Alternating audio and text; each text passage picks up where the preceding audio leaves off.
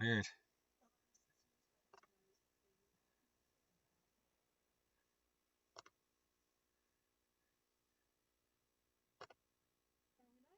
Yes. Oh, sweet. Okay. Hi. It is I, Gabe's partner, Sarah.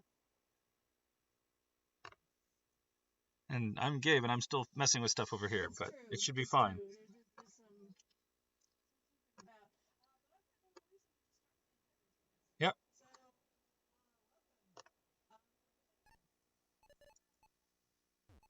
So, I'll point this device towards you, okay. so hopefully it'll pick up your voice more. Sure.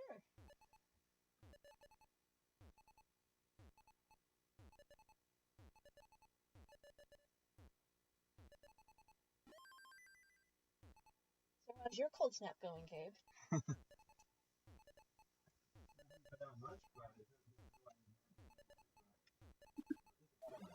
I haven't been out much, but it has been annoying not being able to just step outside quickly in stocking feet and do something fast.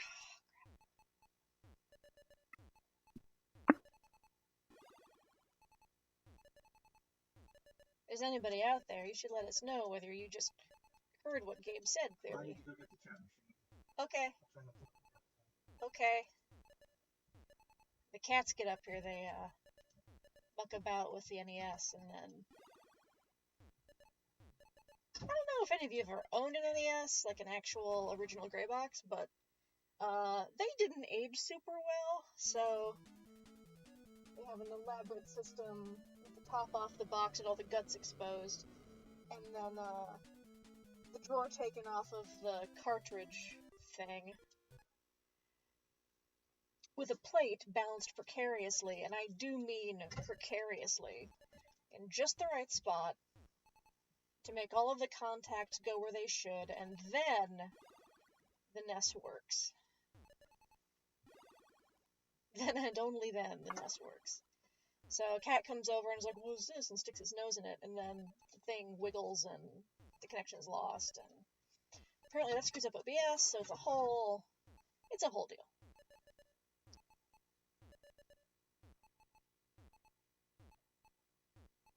Pro tip, kids, don't get into streaming. It'll only break your heart.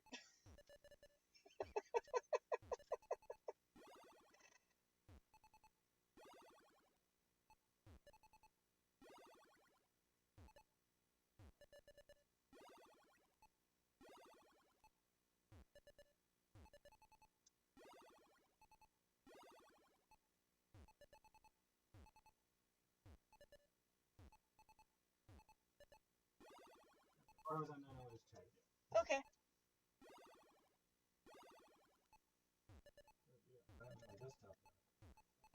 Uh-oh. What happened to your desktop, Gabe?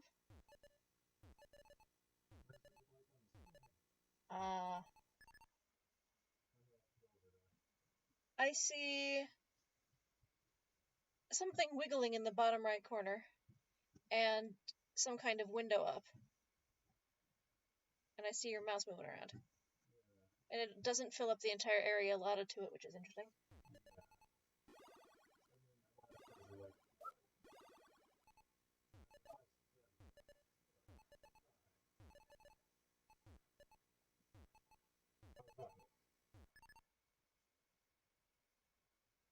It is still not the correct shape.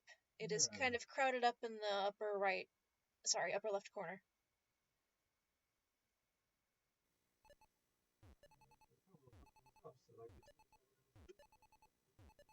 Oh no.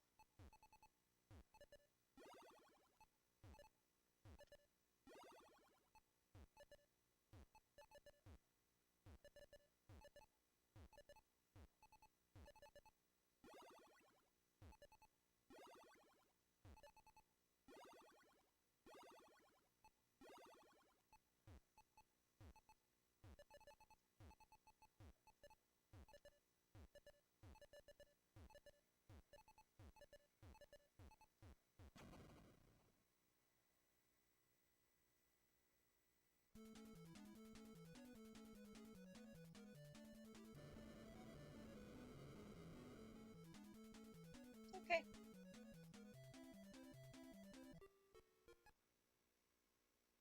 looks right. Oh.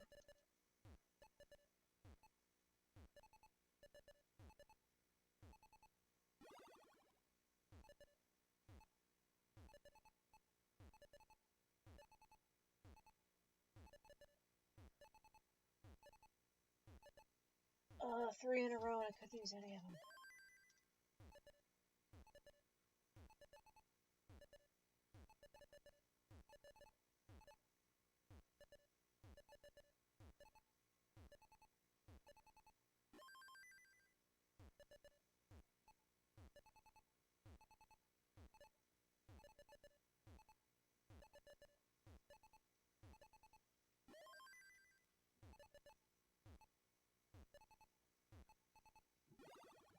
Roof cats.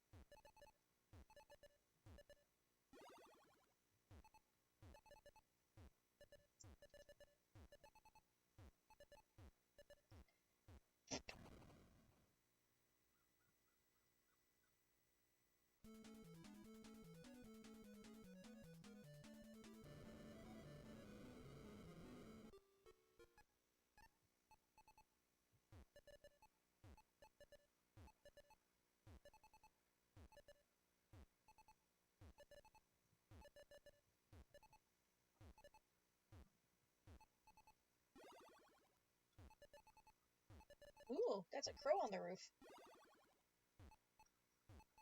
Yes, I hear you.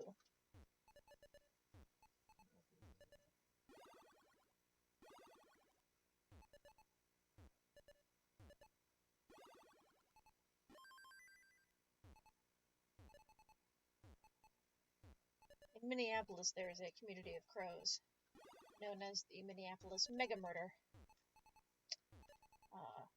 I don't know how many individual crows are in the Mega Murder, but it's a lot. Like, when they're all in one place, and by one place I mean when they're all filling up, like, 1 square mile of city, because there's that many of them. They, like, darken the sky. It's freaky. They fill the winter trees up so completely that it looks like the trees now are covered in black leaves. Now, move around and make noise.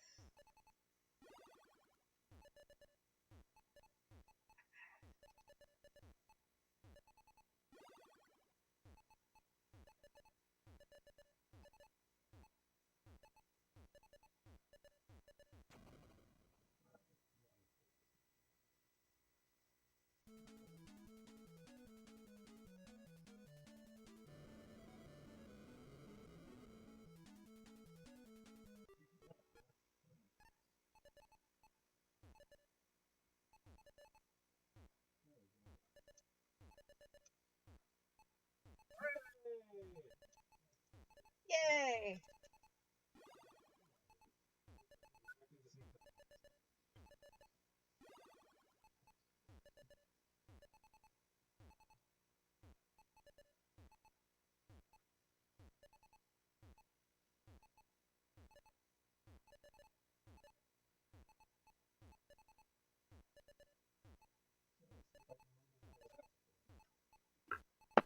So let's see if I can remember where I was at before.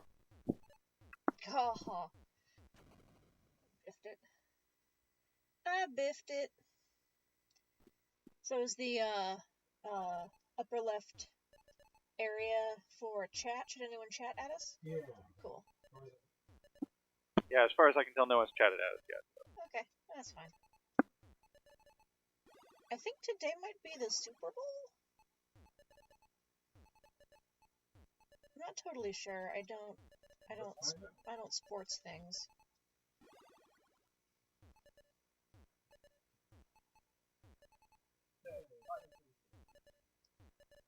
So, not at this moment exactly, but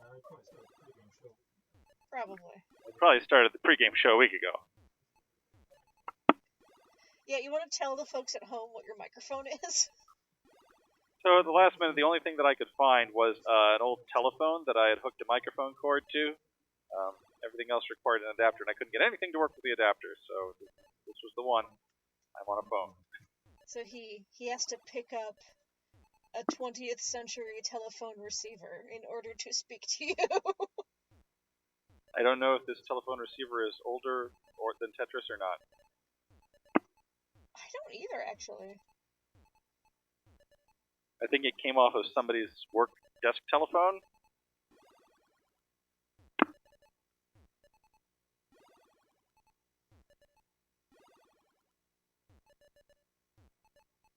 So let's see if I can remember where I was here. Show you something. It's very tiny at the moment, but I can show you something if I can find it.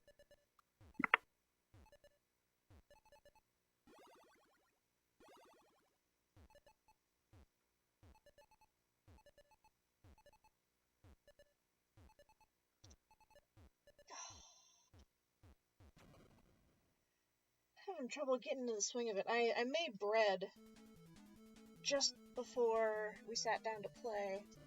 My hands are a little bit tired from eating. I'm wondering if that's why I'm having a performance lag here.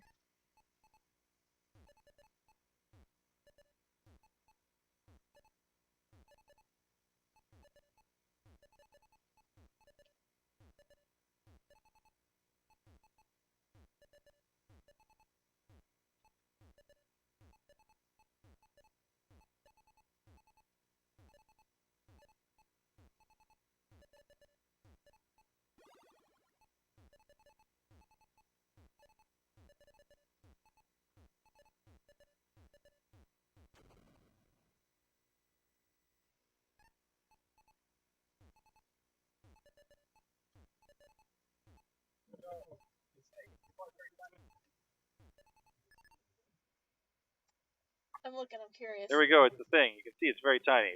There's a dollar sign here, and we've got bricks. This is a level that I made. Huh. It doesn't do anything yet because there's no player. But the important thing is this level is not even not coded into the game. The whole list of things that can be on the level is a configuration file. So people can make their own engine, their own graphics, their own, so far just a tile set, but eventually sprites and stuff.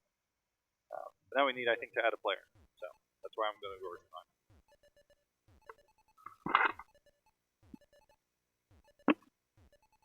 Ah yes, the sound of hanging up the phone.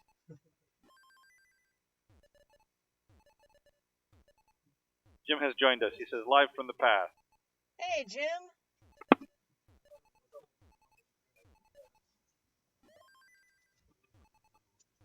Okay. Stuff at the top. Hold on yet, but it's actually showing up in the app. Yes. Okay, cool. I also noticed I didn't see you talking moving anywhere in OBS when you were on the phone. I think that's It's below just scrolled off. Yeah, I was wondering if it had scrolled off. This is a very tiny window here, but maybe now you can see all of it? Okay. Okay, can you see me now at the yeah, bottom? There you are. Good, okay. Okay, good, cool.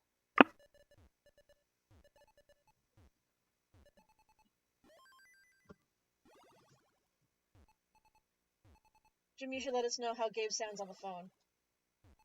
Mostly because I'm really curious how that works.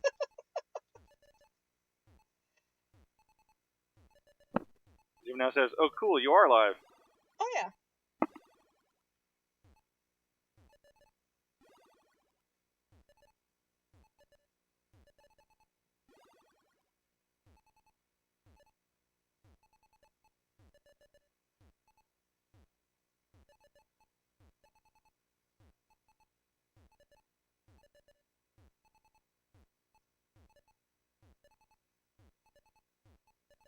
God.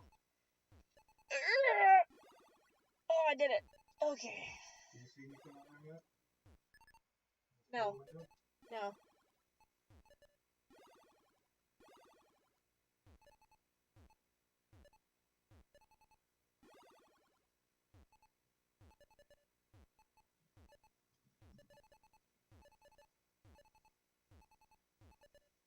which apparently you're quieter than myself. Okay. I mean, I'm quieter than you. Quieter than you is Try that. general state of the world.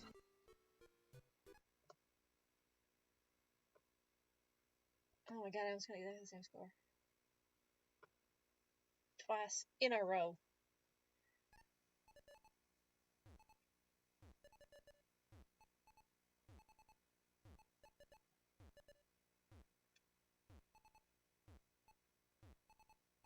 Oh, that sucked.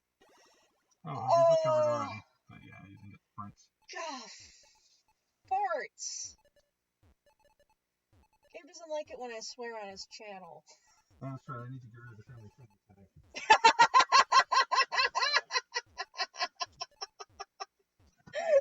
So we better get rid of the family friendly tag. Oh, it's accurate. Oh.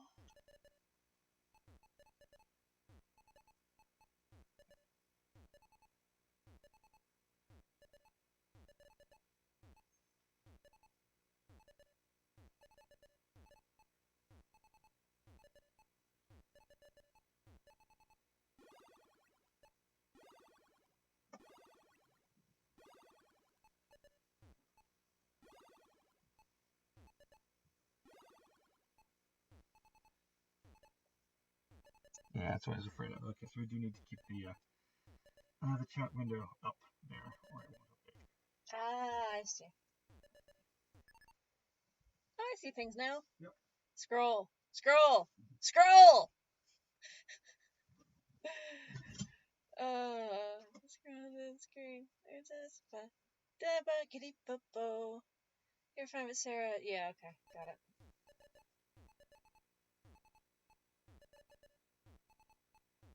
Also notable, Gabe is picking up a microphone and putting it right next to his mouth, because that's what a telephone is.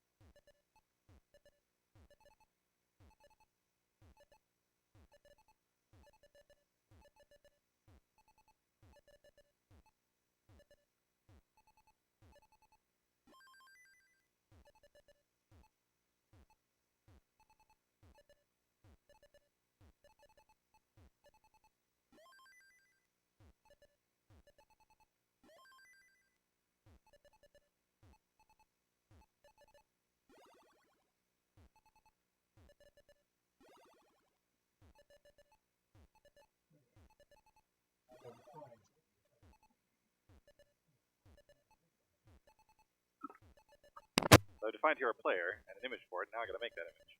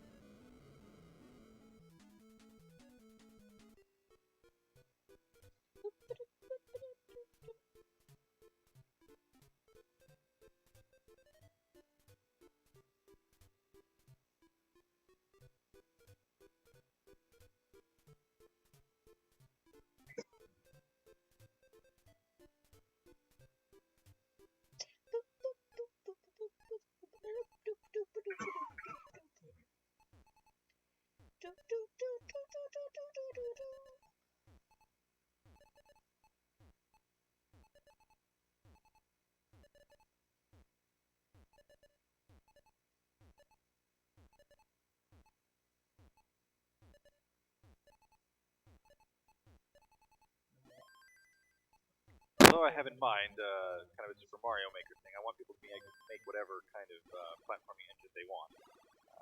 It's important that whatever I do is to be legally distinct from Mario.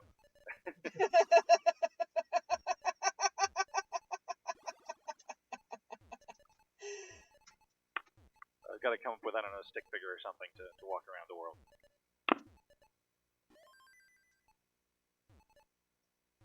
Wonder if anyone has ever tried to make an XKCD game.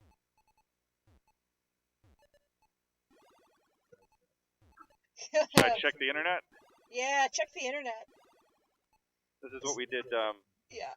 This is what we did a lot of last time. Was Sarah speculates that Gabe checks the internet.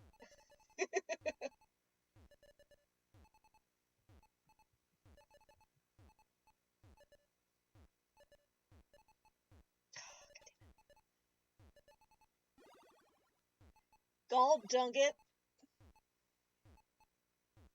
Something called hoverboard. Have you heard of this? No, what is The arcade hoverboard? stove? It might be a comic. Yeah, it's Comic 1608. It has a game embedded. Huh.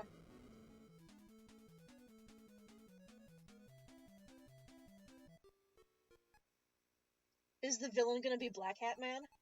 I don't know. I hope the villain's gonna be Black Hat Man. I So far, there love is no XKCD. villain, just a stick figure on a skateboard. Oh, okay. Do quite the thing. I mean, Randall Monroe strikes me as the kind of guy who absolutely could make his own video game if he felt like it. I don't know if he would ever feel like it, but... I'm thinking he made this one, but Oh, yeah? Oh, okay. I don't know. Oh, In a comic. this is actually the comic, isn't it? Yes. Yeah, In a okay. comic. Better than a comic. I have heard of this. Is he skating around on, like, 2D representations of objects? It kind of looks like a pinball machine that he's skating around in, maybe. Okay, yeah, I remember this. Not, like, in detail, but I remember it. Hard for me to tell how he decides when he can go down.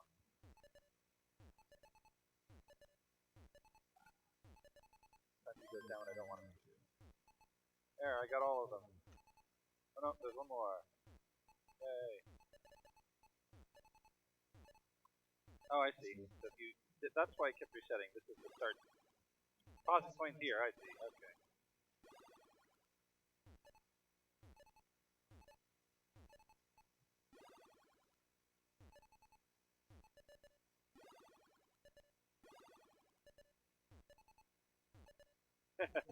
Certified Funny Man has shown up.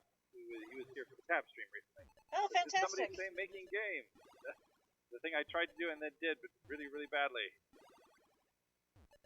How do you get, like, what's the certification board for your Funny Man certification, Certified Funny Man? Like, were there exams you had to pass? Is there like you like go to clown college for 4 years and then when you're done you gotta go take the certs and stuff?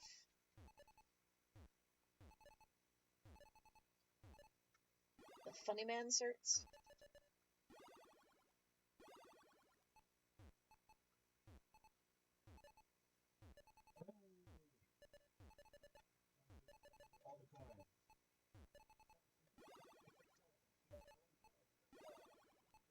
Great job, Gabe. Okay, so don't make that game, because Randall already did. Yeah, no, I'm not going to make that game. Okay.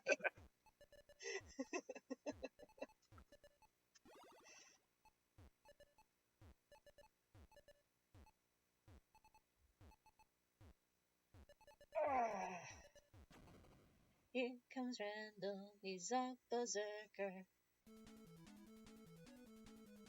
Ooh, the method. Ooh.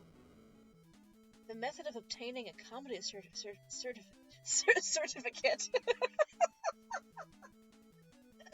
The method of obtaining a comedy certificate is simple. Ah. Well, if it's simple, tell me more.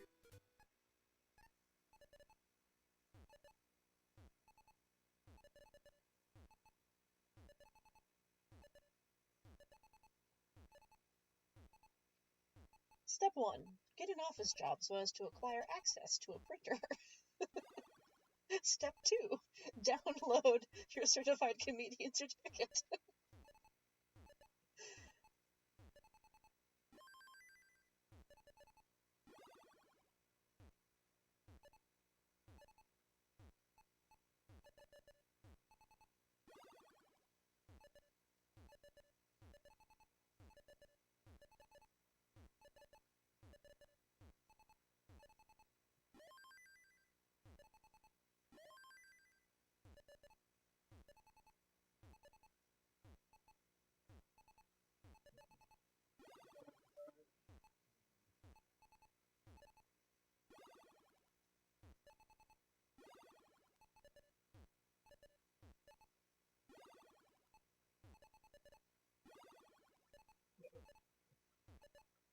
Jim is saying the lag is higher on Twitch than on Facebook. Interesting. Interesting!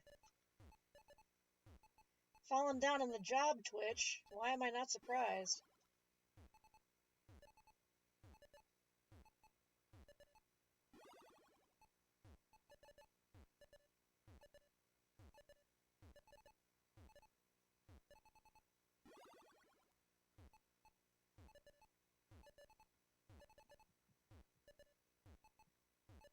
More roof cats. Tappa tappa tappa. The roof cats are actually squirrels. I don't know if that's clear to anyone who isn't me.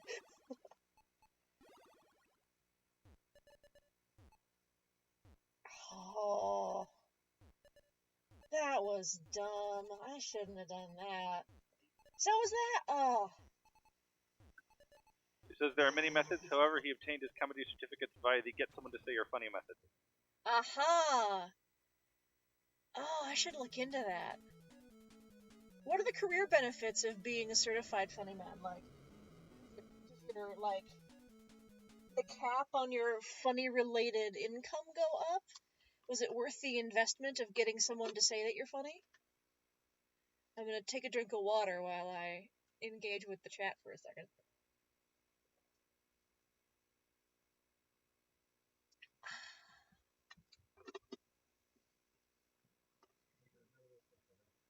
Cool.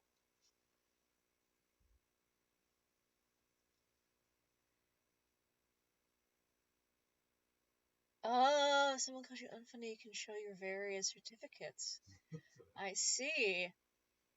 I'm detecting a market here. Like, it could make physical, like,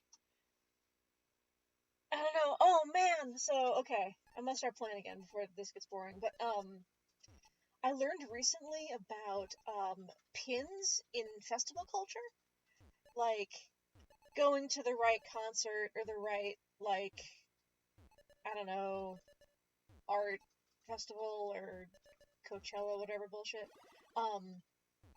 People will make like enamel pins that are available only at that event. And then there's like a market for like trading and swapping and like acquiring sets of pins that apparently is like crazy lucrative. You could do the same thing with like I should not have ideas while trying to play Tetris. You could do the same thing but with like funniness. Like, yeah, so there are 15 available certified funny man buttons available in my city, and I have 10 of them. So, if you claim that I am not funny, the evidence is against you, my friend. Just like bad streamers that, yeah, not unlike the bad streamers at Convergence, totally.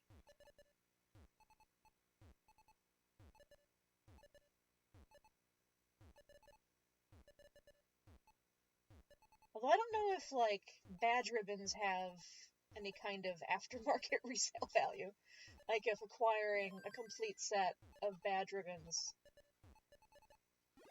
Although I also haven't ever seen anyone go, like, highbrow with the badge ribbon thing. Like, as far as I can tell, everyone and their mother designs one, and then has them printed at the same shop, and then comes to the con with them and gives them to everybody that they meet.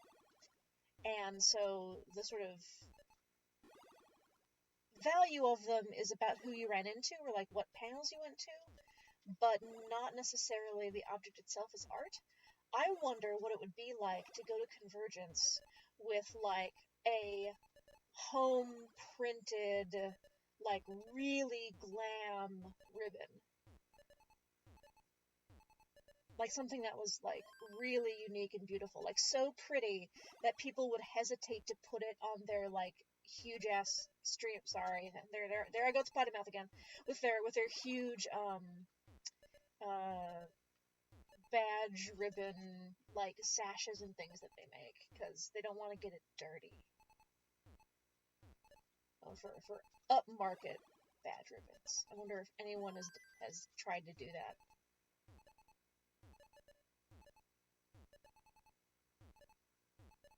Because that's the thing with the festival pins, is that, like, they get more and more glitzy.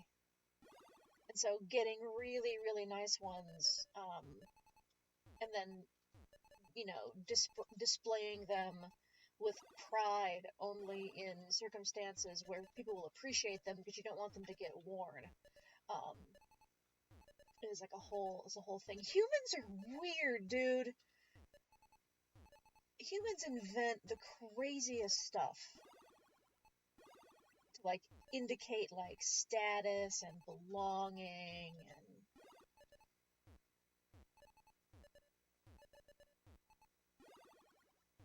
Nope. Rah! There it goes.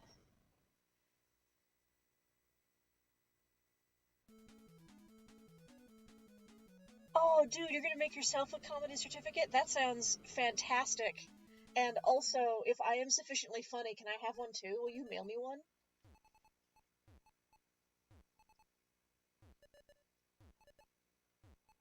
Because I really like the idea of having, like, something on my wall to remind me that someone who is themselves certified has passed on their credentials to me.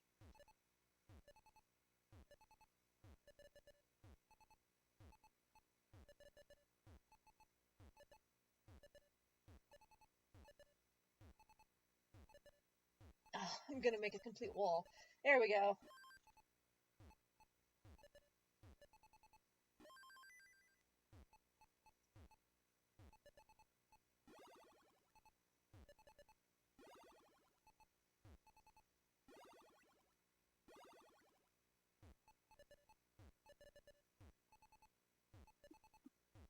He says, I would totally make a business of giving people comedy certificates. Aha, perfect.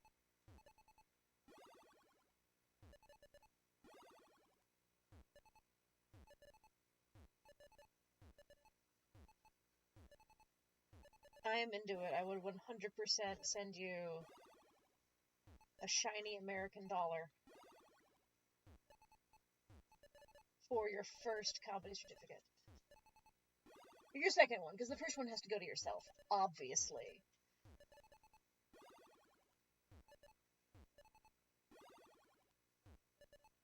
Only if I earn it, though. Like, there's no free rides here. If you don't think I'm funny, then don't send me a certificate. This is not a this is not a certificate diploma mill.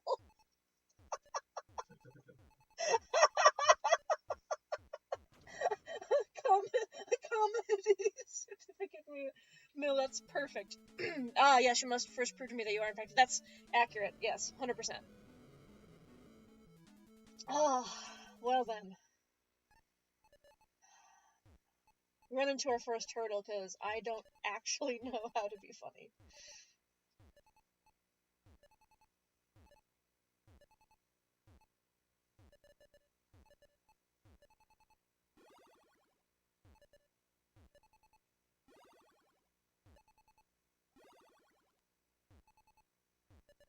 I hear butts are funny.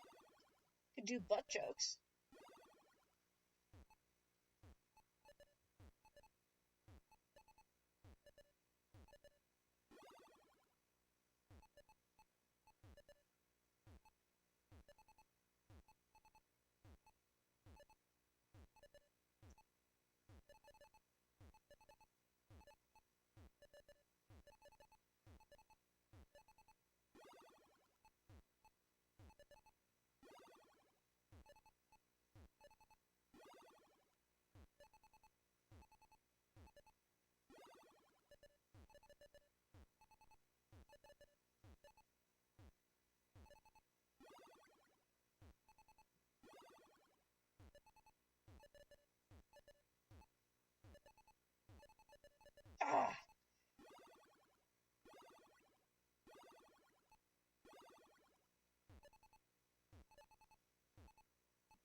Oh, come on.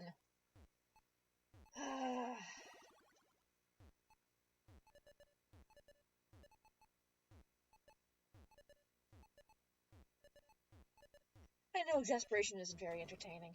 First passatory test. Oh.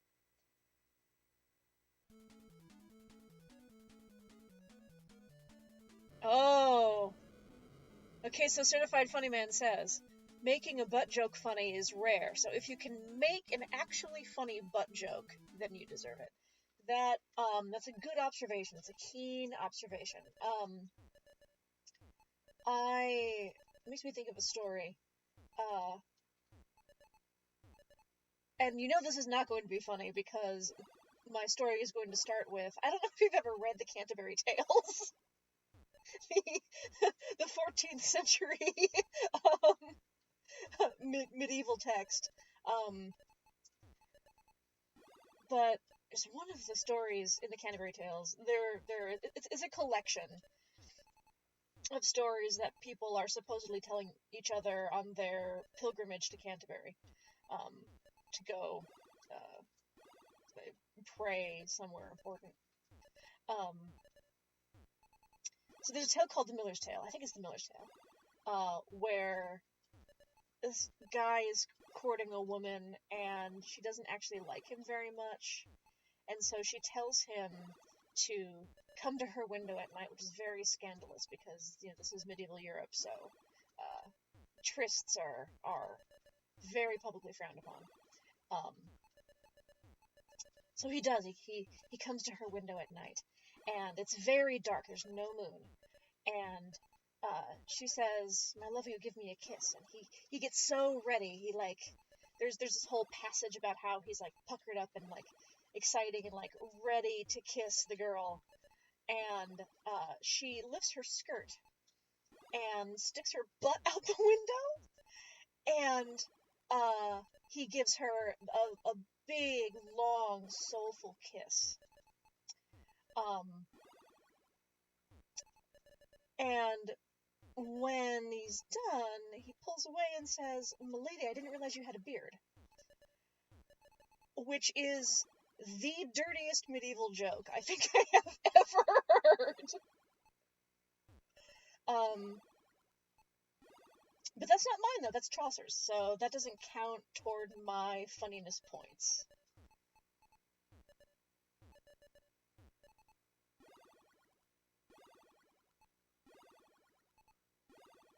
Also, it's probably a good thing that Gabe took off the family-friendly tag for the stream.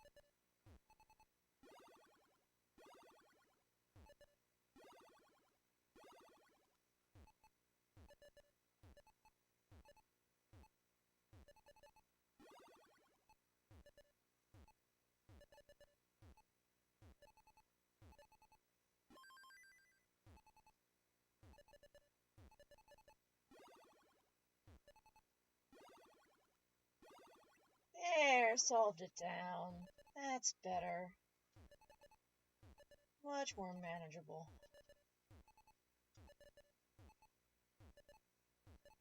Gonna build it right back up though. Ooh, I made it. Yay. Okay.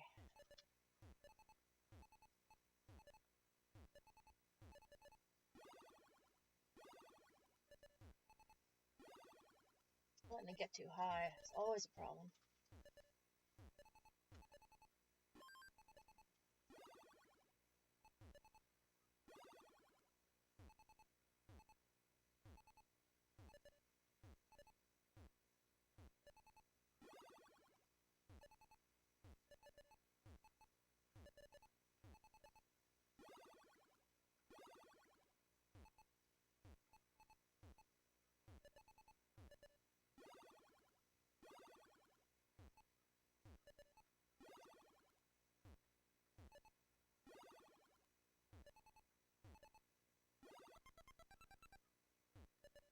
that threw me. Ugh. Yikes.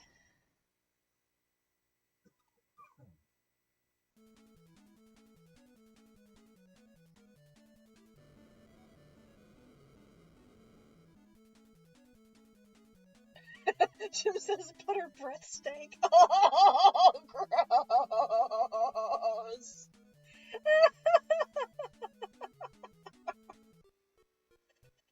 Alright, so I've been playing for, I mean, not an hour.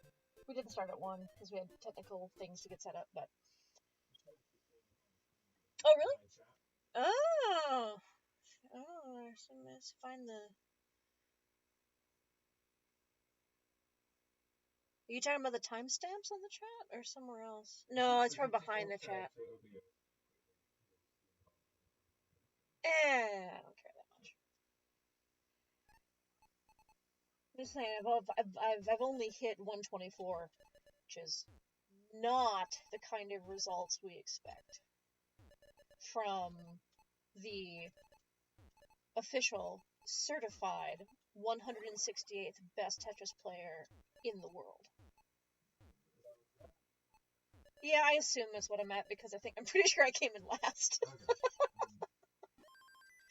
But I competed though, so like that was my consolation prize. When I agreed to do it, the guy who was running my like competition thing was like, well, no matter what happens, you'll still be the 168th best Tetris player in the world. So, okay, that's fair. That's the kind of nonsense bragging rights that I need in my life. So I'm running with it because I did not perform well that day.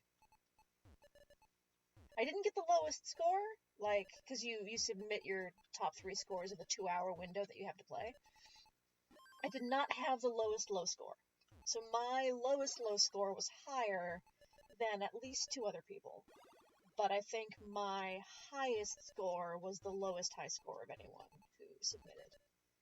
So I just didn't have, like, a breakout session, breakout game at all.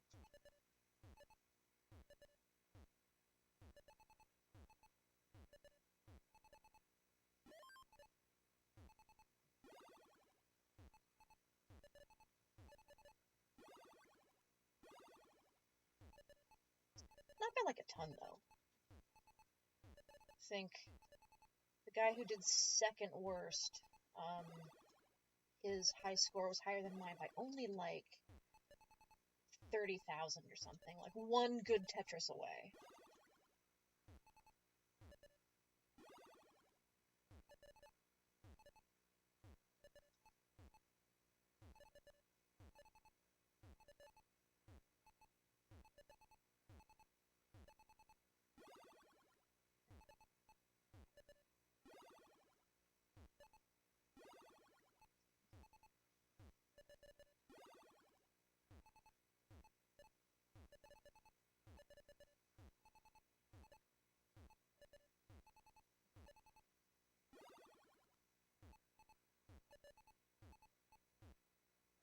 Ah, controller's stuck.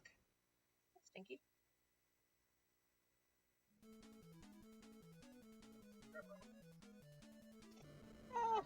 I mean, we'd have to take the controller apart, because it's underneath the, well, yes, I don't know. I don't actually understand exactly why sometimes it just doesn't respond. I guess graphite might help, but... I don't literally mean sticking, I mean, like, I pressed the button and nothing happened.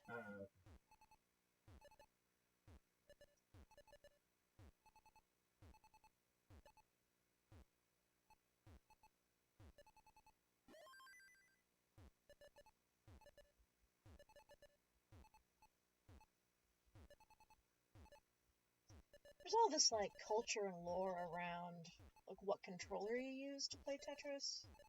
Something called a dog bone style that I've seen pictures of, but have never actually held. And in the competitive... Yeah, I think the dog bone style is the Super NES controller. Oh, sure. I never had a Super NES. I guess I'll explain why I'm not familiar. I guess maybe they, like, plugged into the original NES console, if you wanted to. So you could conceivably be a classic Tetris player and have been playing with a dog bone controller your whole life. So those are allowed. Original NES controllers are allowed. Aftermarket are not. And, like, nothing crazy fancy. Which is an attempt, I think, to, like, not allow people to use controllers that are secretly playing the game for you or something. I don't know. But I will say, this 100% genuine vintage 1989 controller is not... It's seen better days. We cleaned it. I cleaned it. Hoping that would help, and it kinda did. But it still just fails to respond often enough that I'm like, there's no way I'd ever be, like, really high placing competitive. Apart from my lack of desire to spend that many hours on training, which is the real reason I'm not actually that competitive, but...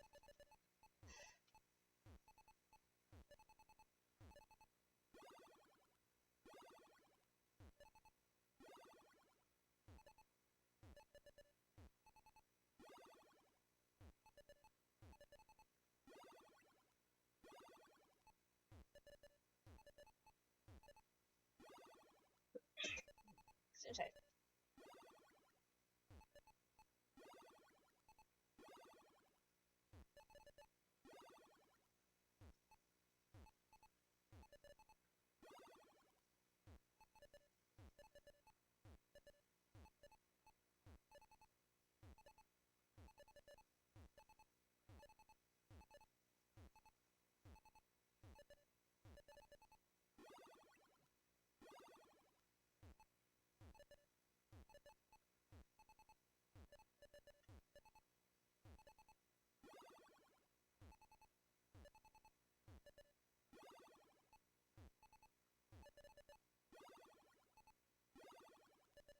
No.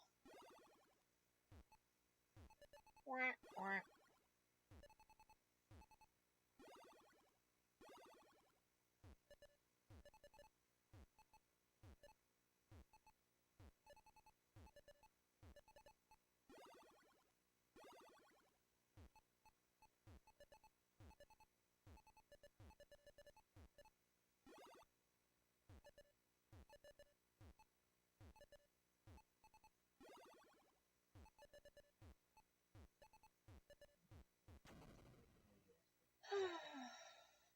Apparently I'm just topping out at 120-ish.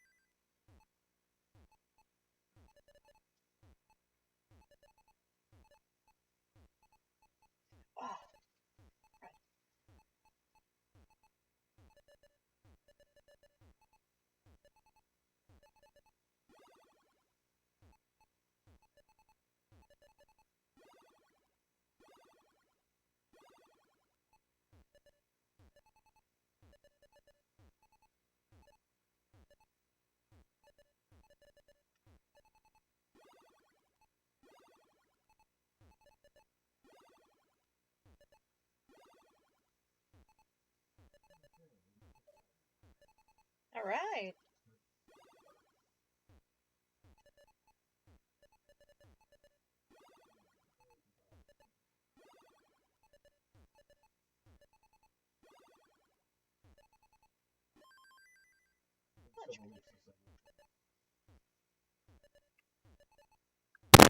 Yeah, I'm gonna have to look up how to compile the game.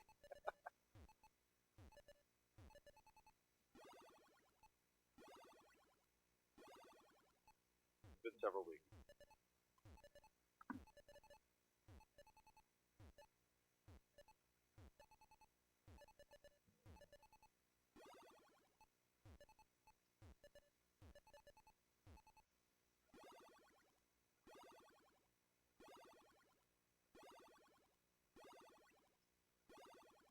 Whew. Oh! All that clearing, and then I immediately biff it. Come on.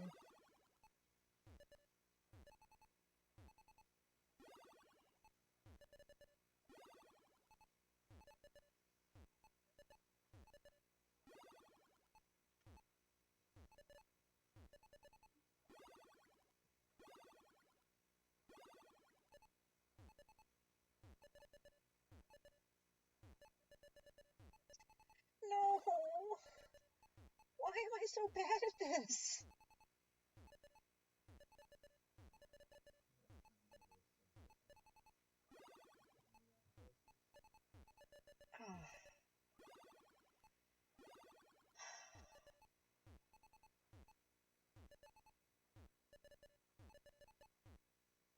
You know what? I'm putting that down. Because that was embarrassing. I almost got to 150 though, which is not terrible.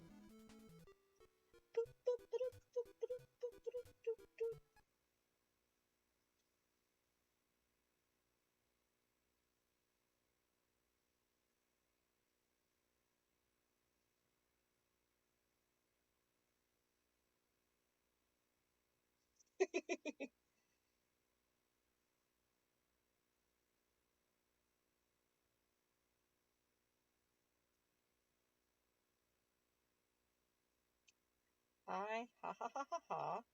I am bad at Tetris today. Post. Far out. Okay.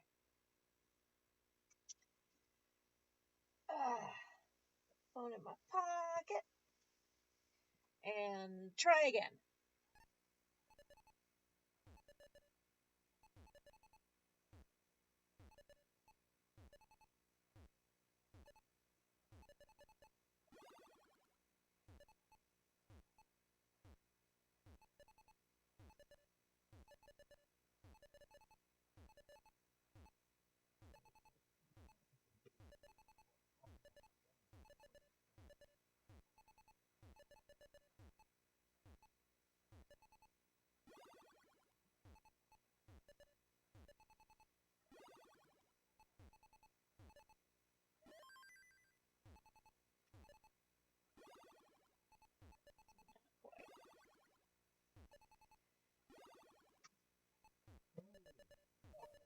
Alright. I don't know if you heard him, but Gabe said it compiled.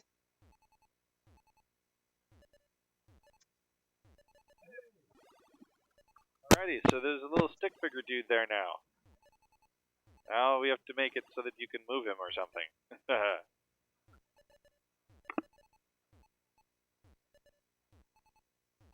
If you're just joining us, my name is Sarah, and I am playing Tetris very badly. And Gabe is using a 20th century telephone to talk to you about the game he's designing.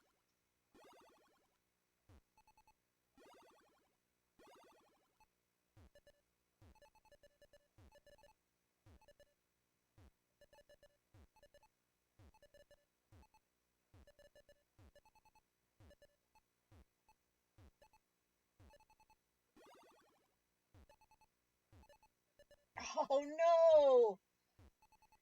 It's like I have twitchy hands. It's like I get everything lined up, and then I have like a spasm in my hand, and I do something dumb like shove it over an extra block or turn it once for no reason.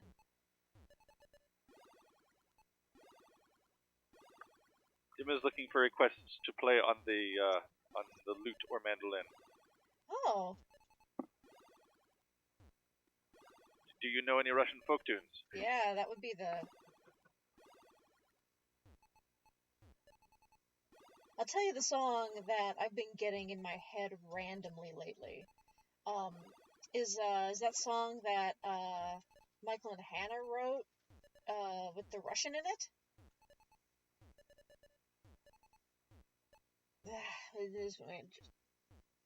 I just totally biffed it. Any requests for me to play on the Lute Manda? You mean like in general, Jim, or right now? You're looking for like new material to learn.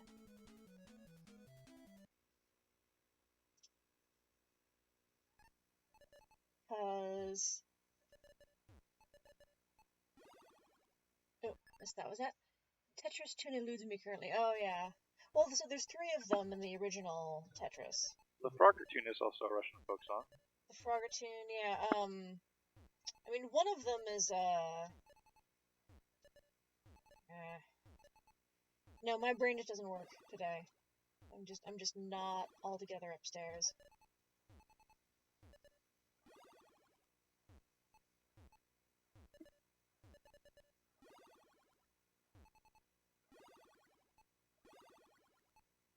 But in the realm of general songs, the tune I get in my head all the time that I feel like I don't hear. Well, I hear it when Gabe plays it. Gabe plays it all the time, but is the Seven Wonders song, the Tollering Tingering Tithering 2 song. So I'm looking currently at the list of sequels to Frogger. Oh. Almost an entire page long.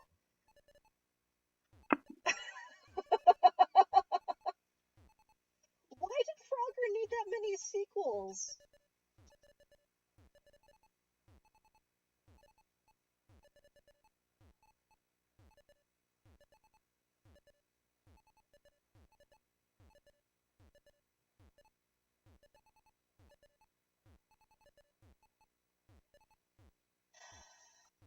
They say the American release just has Yankee Doodle in it, but I thought that there was also a Russian folk tune there somewhere.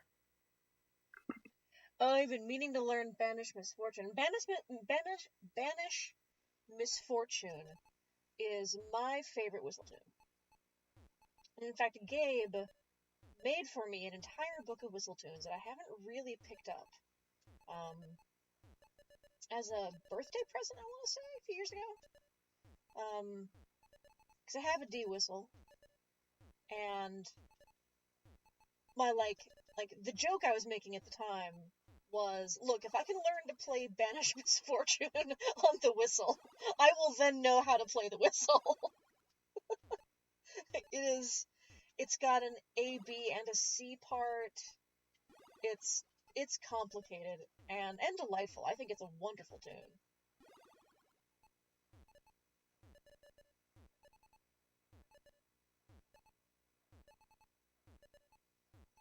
I first heard Banish Misfortune on the 6 Mile Bridge album. The album is called No Reason. 6 Mile Bridge is an American Celtic band from the early mid-90s. I was really into for a minute when I was a teenager.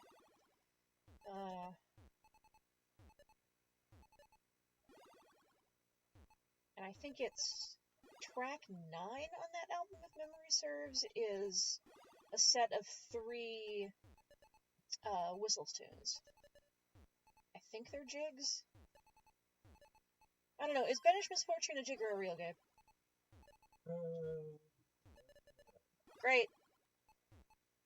Look it up. Look it up.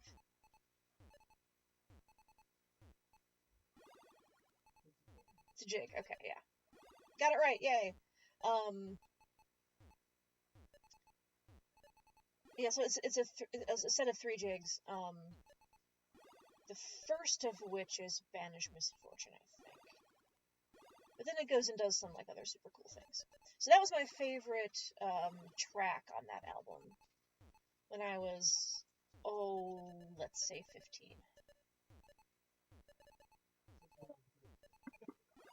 6 Mile Bridge is now primarily a brewery.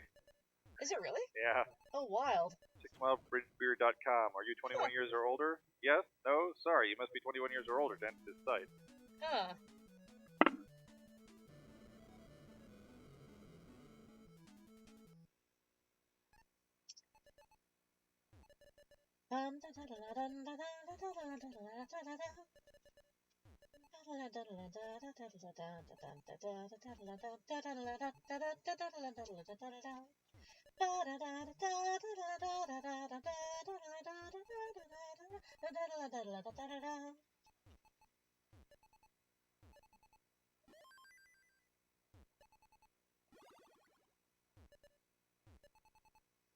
It's got don't talk, Sarah. It's got all of the things I like in a whistle tune. And like the phrasing is really interesting. I don't know. I don't actually know that much about playing whistles and flutes. That's what we have Amber for. She's the pro.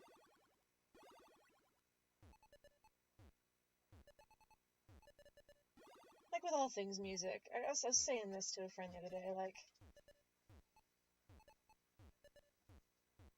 I know what I like, but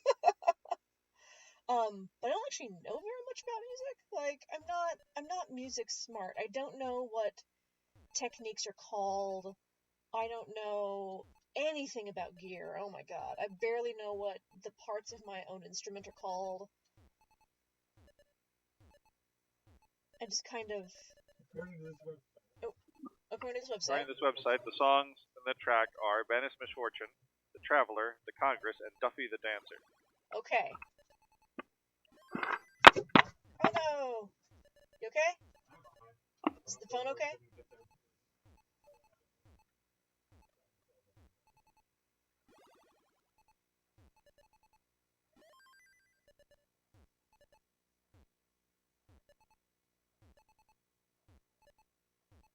So yeah, when it comes to things like trying to have an intelligent conversation about music, I don't know what I'm doing. I have opinions, but like, my opinions are sometimes like, kind of just scientifically wrong. Like, I think I hear something, and it's not there. That happens sometimes. It's very embarrassing for me when it happens, because it feels like, I mean, FF's sake, I'm a professional musician now, technically. How the hell is it that, my, like, raw intelligence of what's happening is so low?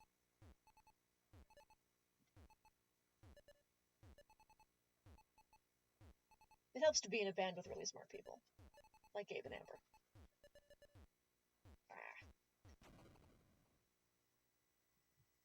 Who, like, know things. It has two parts that repeat. Yeah, that's what I was saying, Jim. It has an A, B, and a C part. Yeah, there's like, because it's really common for tunes to have an A part and a B part. And I'm sure that it's not unique in having an A, B, and a C. But it's the one I think of when I think of, like, how are we going to weave together these three distinct but very related kind of movements inside the song.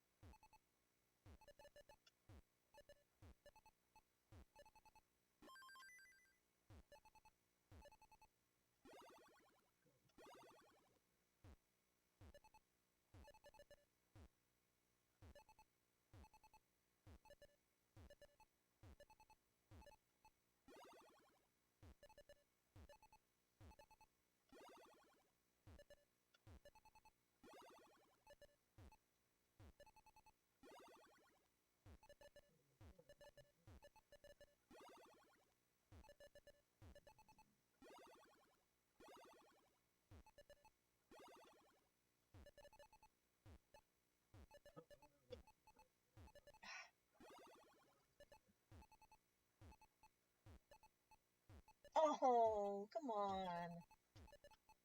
No, no. Am I not aligned properly? Am I not sitting square on?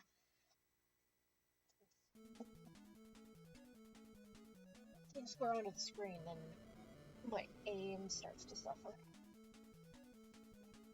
Very delicately crossing my legs. Water. When it gets super cold like this, it's important for me to keep drinking water or I get a headache. I'm getting dehydrated.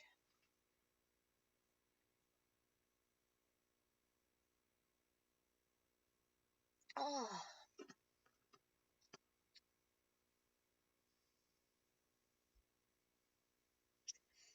Been paying attention to, like, biorhythms lately. Because we had this big cold snap blow through. And, ahead of that cold snap was a big low pressure system, like this big trough came in front of it, and then behind that a big high pressure system with all the Arctic air in it. And the day that low pressure system came through, I just could not stay awake. Like, I'd slept okay the night before, I'd had my caffeine, and I was just tired and sluggish and crabby, and other people were complaining about not feeling well that day either. I'm trying to remember what day that was. It's like everyone was just having kind of a crummy day. And someone suggested that it was the low pressure system. I guess people who suffer from migraines, which I used to but don't anymore, can have like really negative reactions and terrible, terrible headaches from low pressure systems. And then I noticed my ears were crackling, which is totally a pressure change thing, and it was a dramatic swing.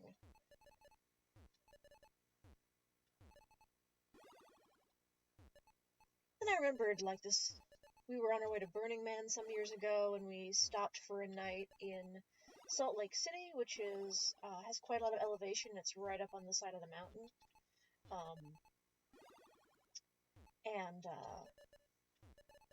I had some pretty intense, like, altitude sickness, which feels kind of the same. Like, like, your limbs are all heavy, and it's hard to stay awake, and you can't really think.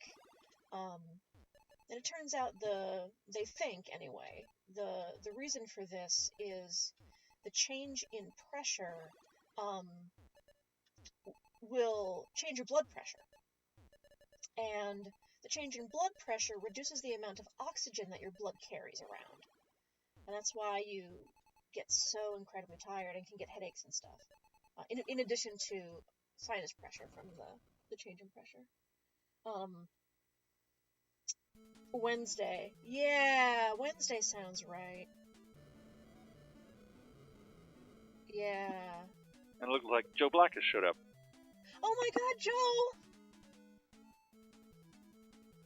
Oh, that's Joe that was commenting about the tinnitus. Yeah. Oh my god, Joe, I miss you so much. I went and bought with my tarot reading money. I went and bought a bottle of Jameson recently, and I was like, oh, I want to get out my my Dan Kelly shot glasses and have a shot of Jameson with Joe.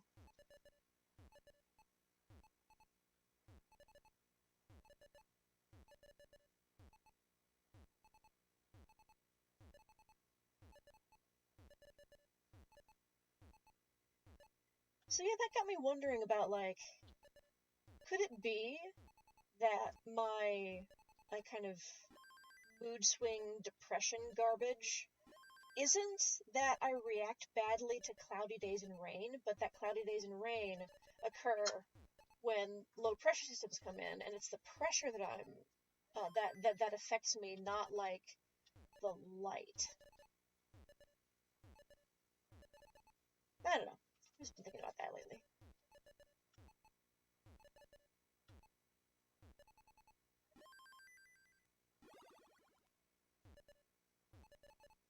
Gabe was there when I bought that bottle of Jameson, and can attest to how excited I got when I realized I had cash I had made with my own labor in my pocket to buy it with.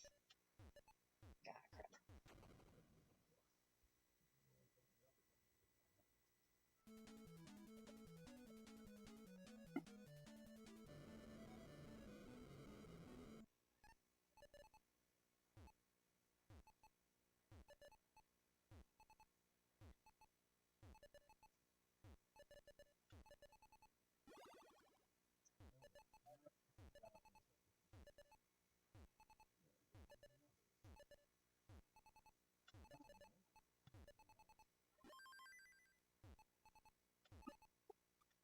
okay, it's giving me numbers for keys. So now I know what the numbers the keys are for the arrow key.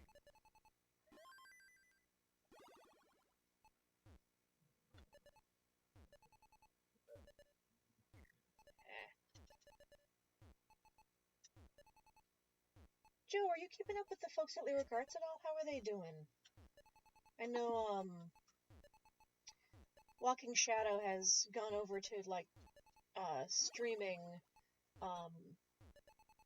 recorded versions of their previous plays, but it's hard out there, and I think about them sometimes.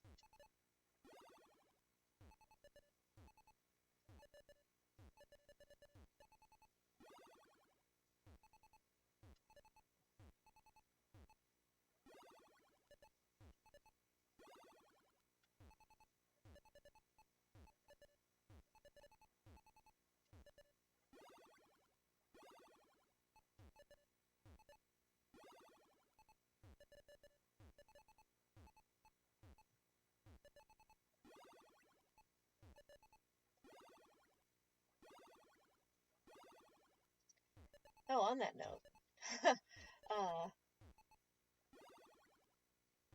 right now, Walking Shadow for the holiday season, and by holiday I mean Valentine's Day, have put up their original production of 21 Extremely Bad Breakups, which is probably the funniest play I've ever seen, like ever in my entire life.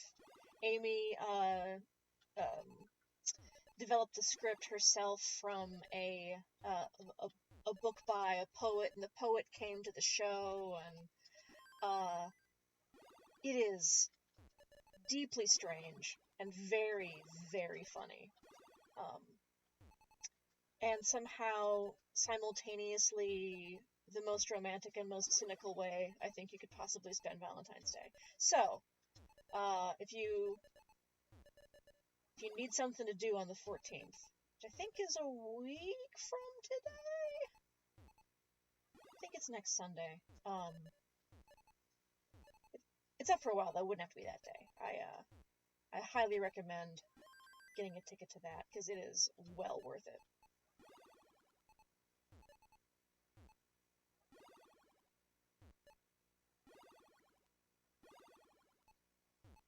I laughed so hard at that show I couldn't breathe. I hope I didn't too badly disturb the people around me.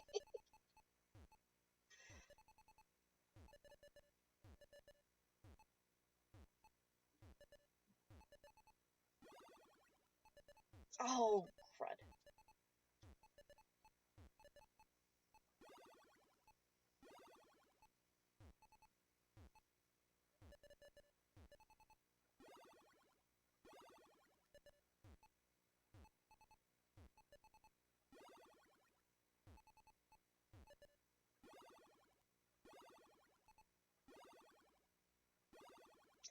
Finally! Clean. Let's see how long this lasts.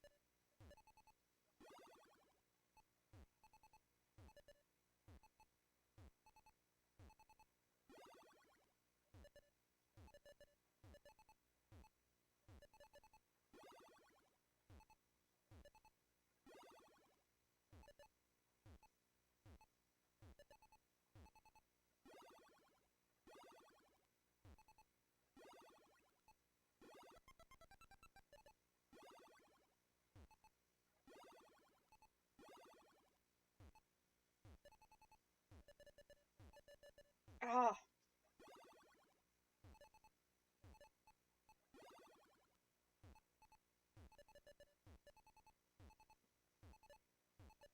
Arr.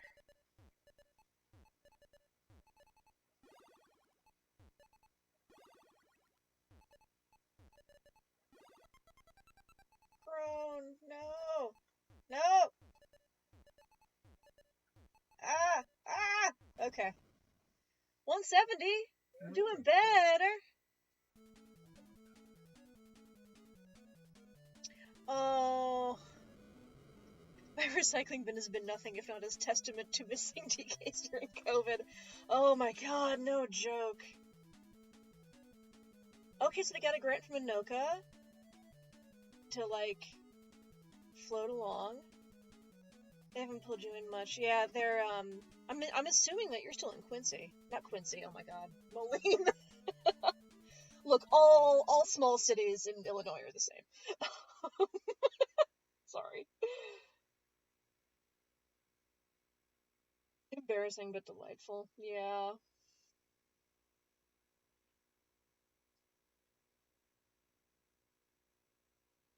I miss this so much. Oh yeah. So we acquired some tofu on our last shopping trip. In part because I want to learn to make my favorite Chinese takeout dish.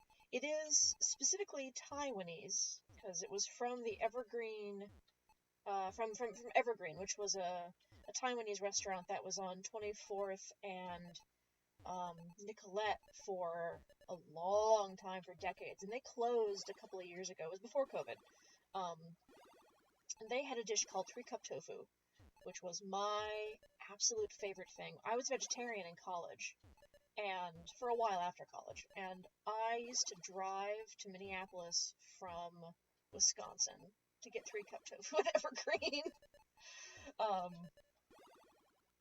And they're gone now, and I haven't had it in a long time, and it's time for me to figure out how to make it, because it is one of my favorite things ever, ever, ever.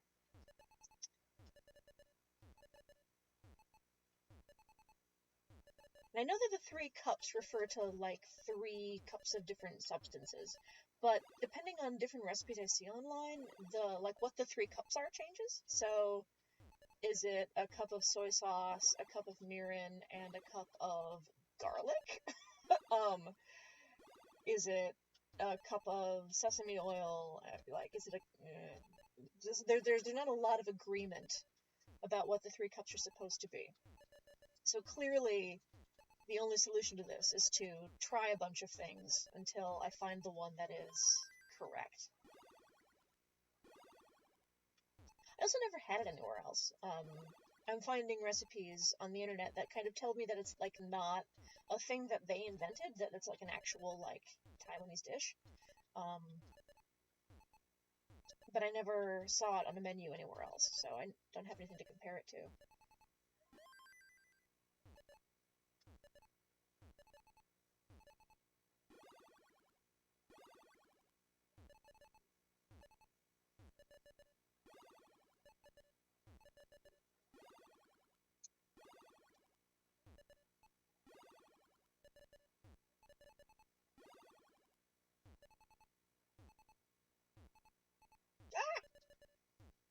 Crap!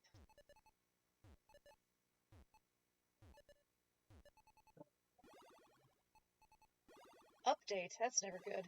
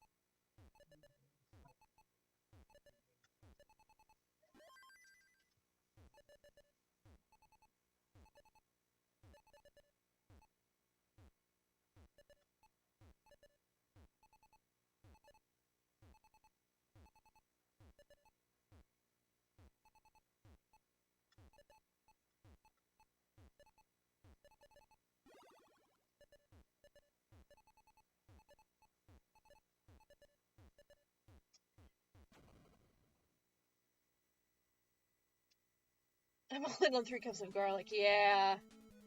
Yeah.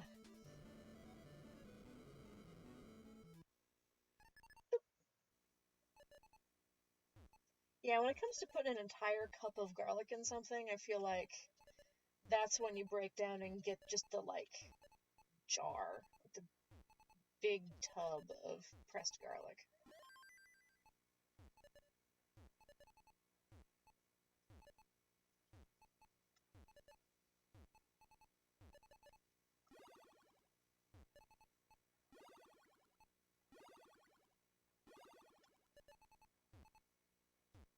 I wonder if I could get a hold of the guy who ran that place. I think his wife did the cooking. Mostly because if you went in and it was like an off-peak time, they would just like talk to each other, and by talk I mostly mean yell across the restaurant at each other.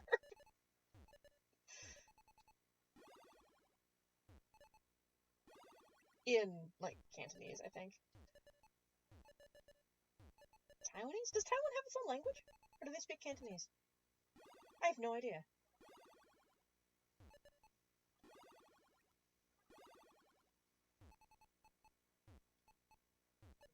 Mandarin. I don't know why I was thinking Cantonese. Mandarin makes more sense. Mandarin's a much more popular language.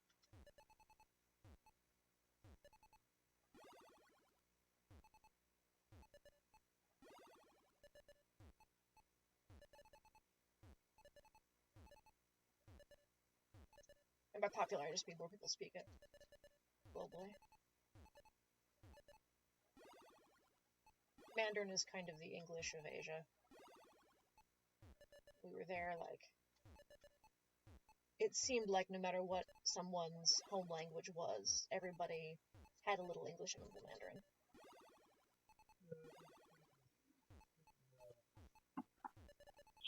It's been colonized by a bunch of different folks, including Japan. So there's lots of loanwords. Okay. Taiwanese Mandarin. But that was only introduced at the end of World War II. Oh, really? Yeah. Before that, Japanese was the official language taught in schools. Oh, wild. During Okay. World War II. Possibly before that.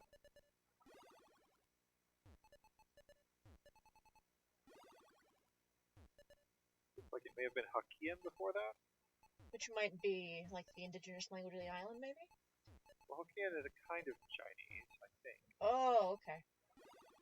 I got a lot of ignorance here. I don't know. A lot I don't know. Taiwanese Hokkien is different from regular.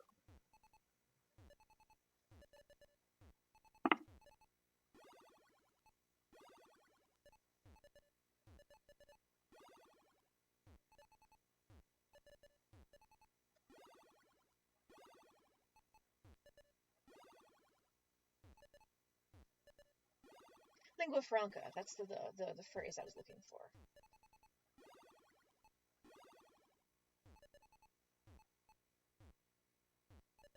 Ah!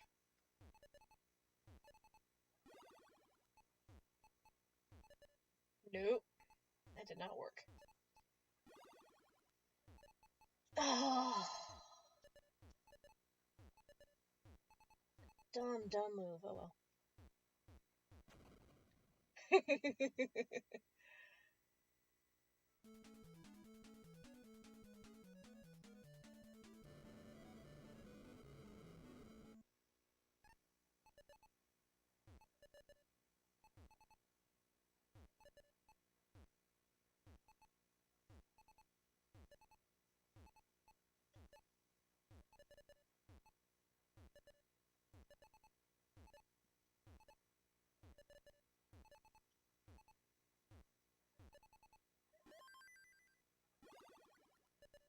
Oh well.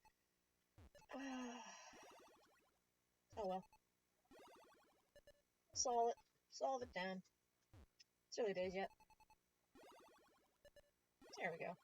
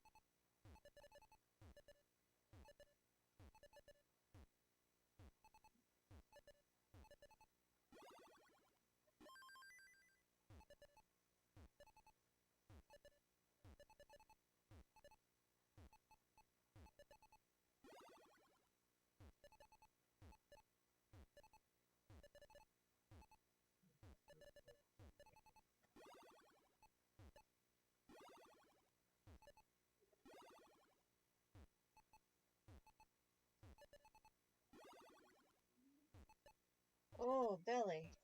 What you making noises for?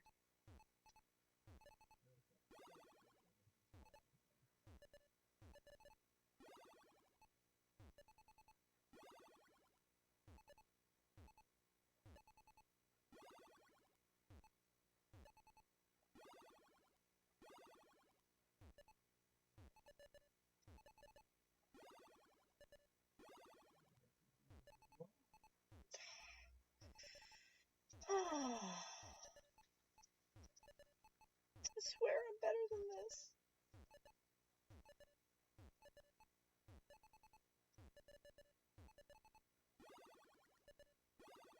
Sniff.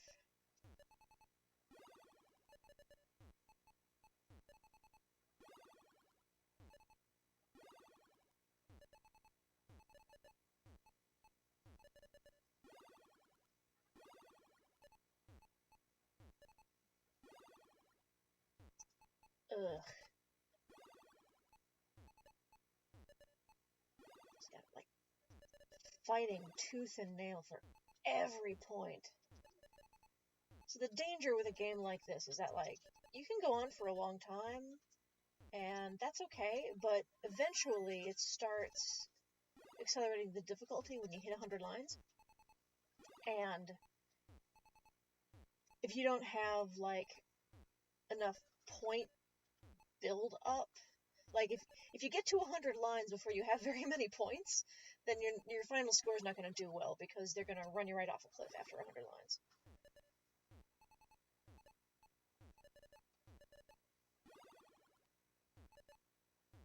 It'd be different if we just stayed here on level 15 forever. Because then it wouldn't matter, right? You could have, like, a bad early game and have to do a lot of recovering, and it wouldn't matter, because eventually you would solve it down, and then you could, like, start again and do really well, and your score would go up. But you're kind of running out the clock on how long the game will allow you to play at a sane speed.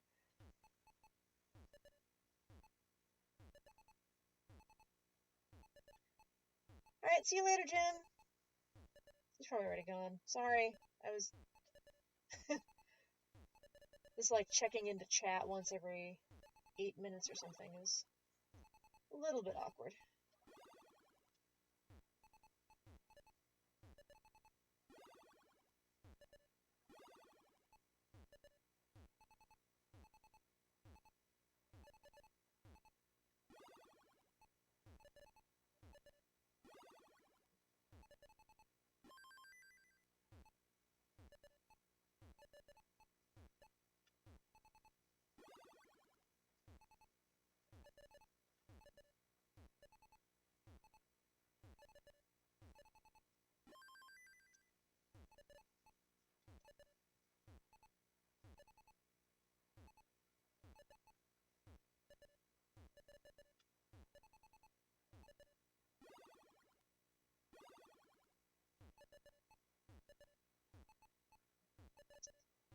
Ooh, I don't like that.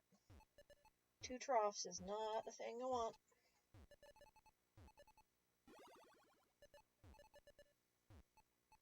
Ugh.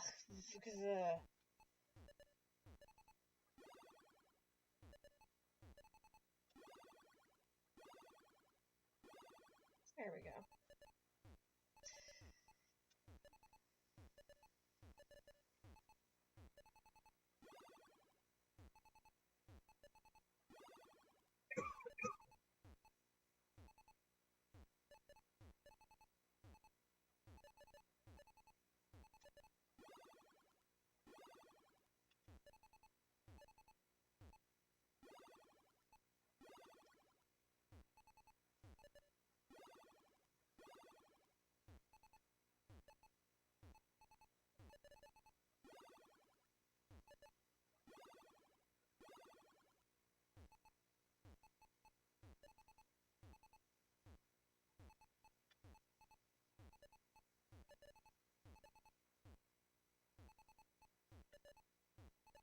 Nah.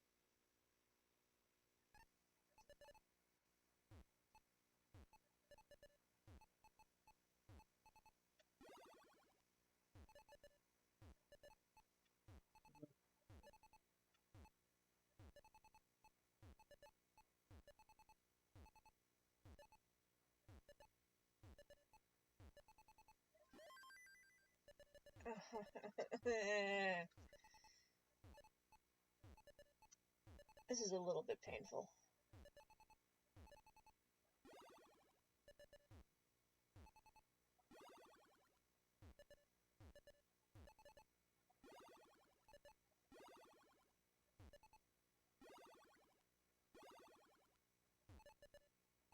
No! Oh, I give up. That was a bad run. I am not a fan. We're gonna let that sit at 12 lines for a minute and think about what it's done. Oh, I have to give my hand a stretch and drink some water. That's what we're gonna do.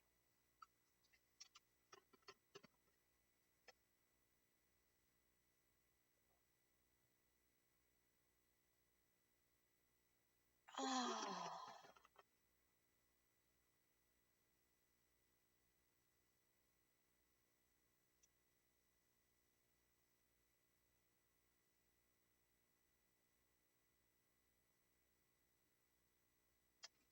Crack, crack. Crack, crack.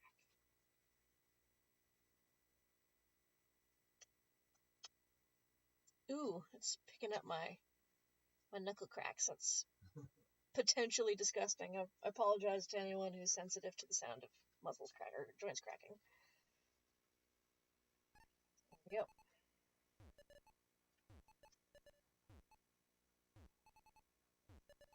Okay, so if this works, I can move the guy around. Yay, the guy's moving around. Yay! He's transparent where he needs to be. Cool. I guess the next thing you want to do is collision.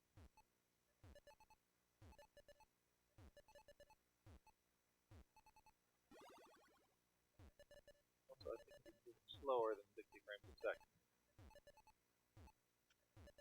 I want him to move at 60 frames a second.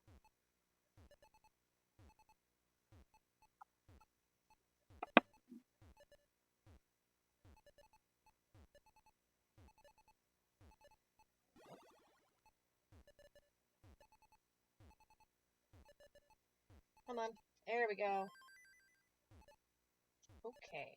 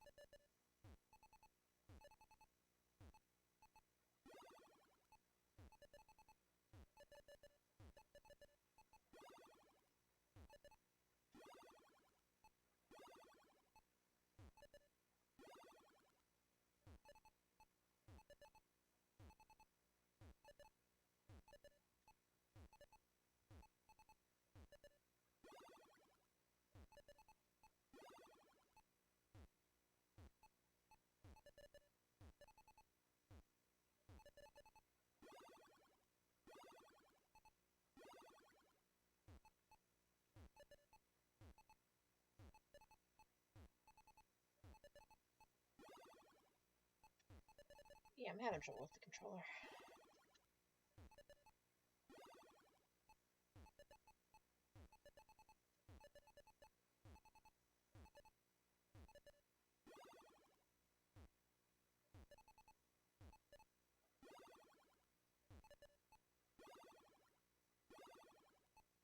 See? That...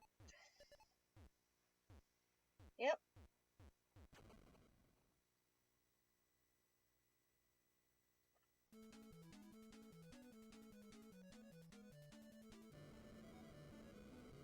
At some point, the left and right on the T-square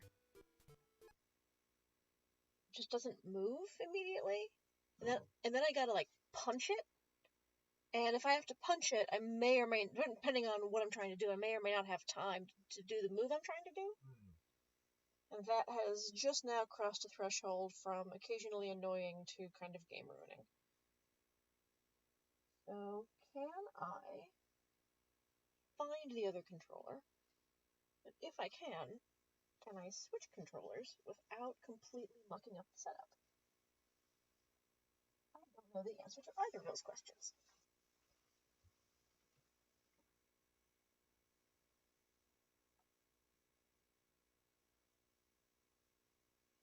Looking around. I don't see the other controller up here. Probably downstairs. Probably. Well, I guess we're just gonna relax for a minute. Let the hand recover. Been playing for probably close to 2 hours at this point.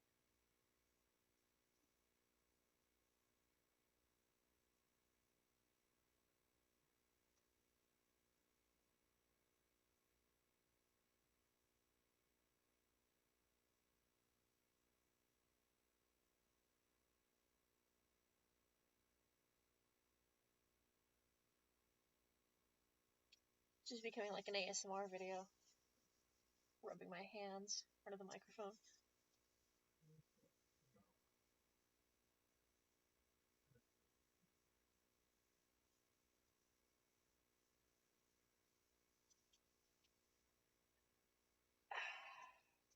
I have no idea whether I can actually pick any of that up. we're just using the laptop mic. It's not fancy. Seems to be running at 25 frames a second. I'm going to see if I can change that.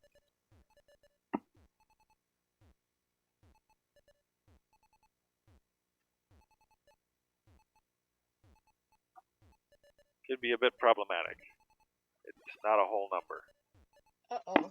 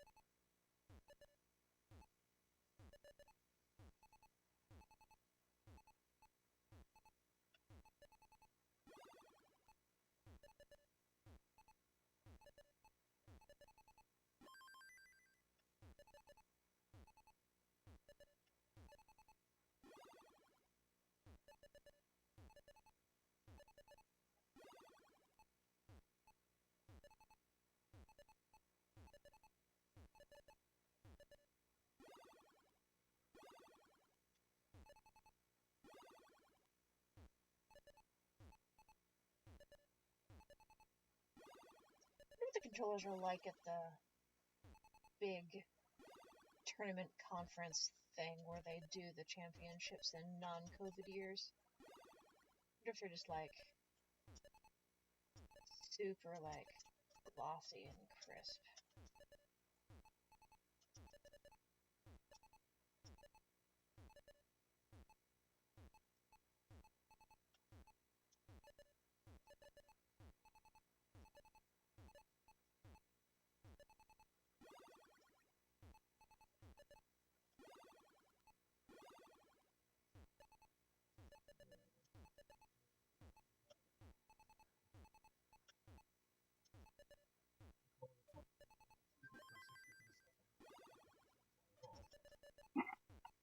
Calling a function and then sleeping for 1/60th of a second, but if the function takes any time at all, then it slows it down. Let's take exactly 60 times a second. That's wrong. This is annoying. Someone is wrong on the internet. There's two answers to this question. One has a score of 0 and the other has a score of -1. Oh no. Oh, there. This one has a score of 3. That's the question, not the answer. So it's a good question with nothing but terrible answers. Ah, damn it.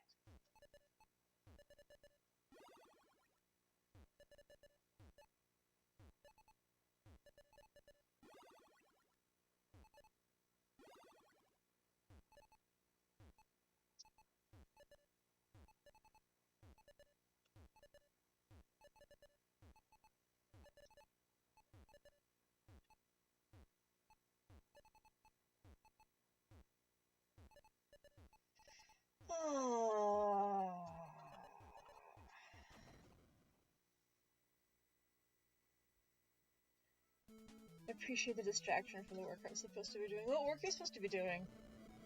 Or are you not allowed to disclose that because it's like actual, official work?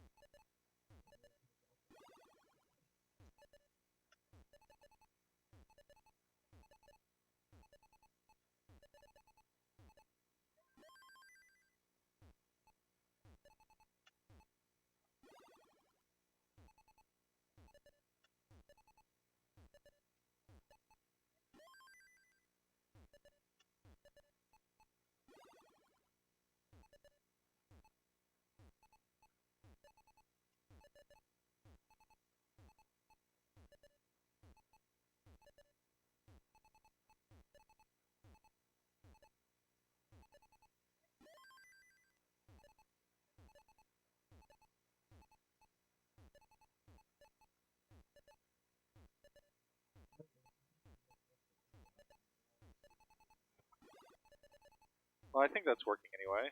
Seems to be faster than before. Now the question is to make it collide with stuff. It doesn't go through the bricks like this.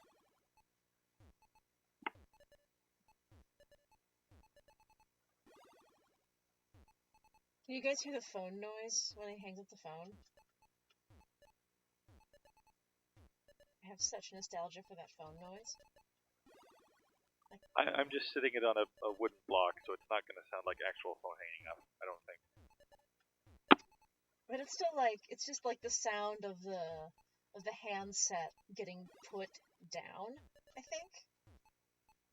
Like, it doesn't need to hang in a proper cradle, it turns out, to like make the sound that makes me think about phones when I was a child.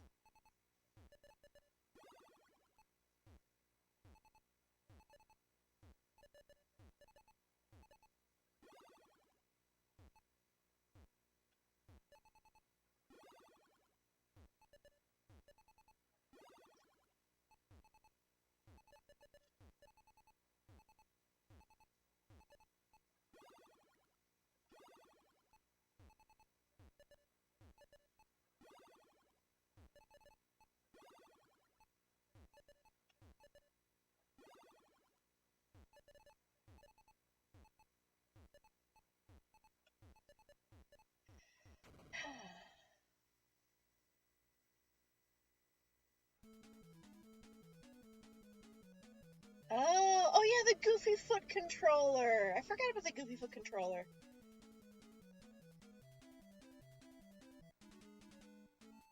I don't actually know what a Goofy Foot controller is. Like, I've heard them talked about. But I've never like seen one in person, so I don't know why it has a Goofy Foot. I think Gabe knows. He explained to me once what the Goofy Foot was. We had cordless handsets. Oh yeah, totally. Like mom's off the phone. Yeah.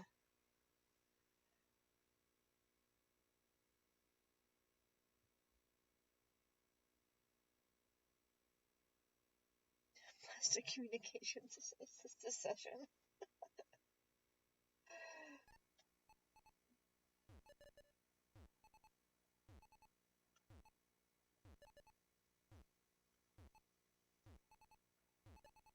So I own this pipe business now. And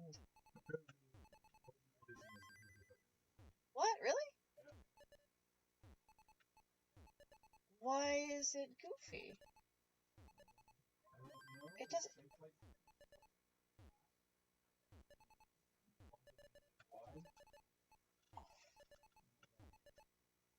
That This does picture's not. upside down. That does not make any sense to me at all. No, it's not.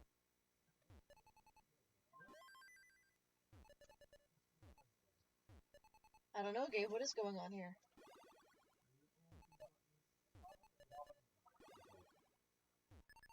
The bottom. Yeah. Maybe that's why it's called Goofy Foot, because it's just wrong. Goofy foot.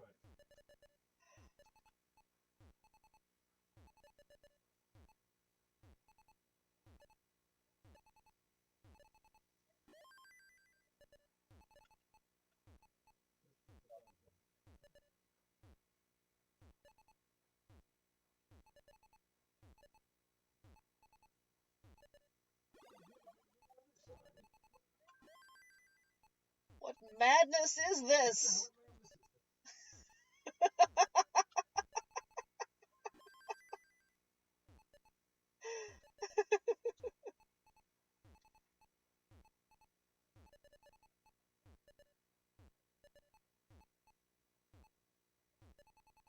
Really looking for this actually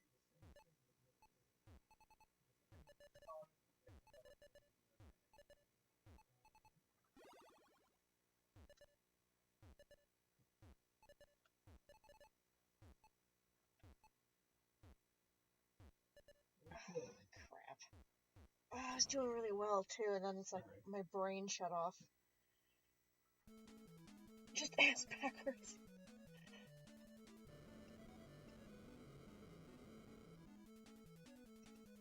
So is it literally upside down?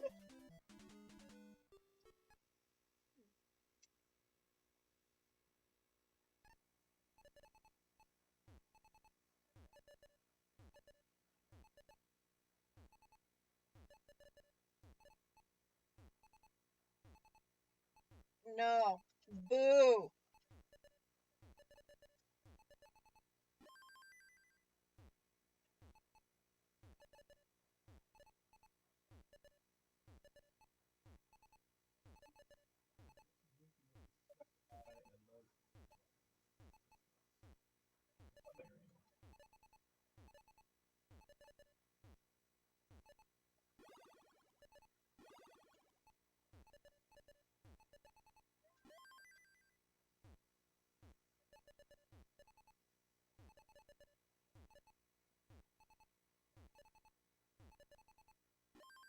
Joe, are you ever coming home?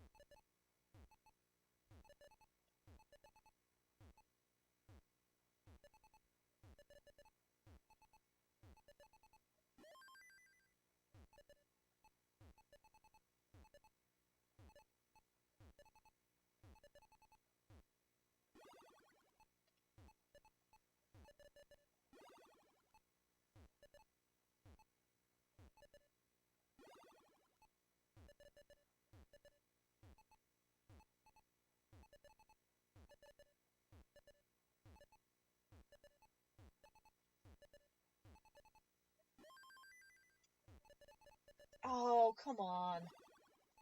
Oh, right when I had a stick queued up too.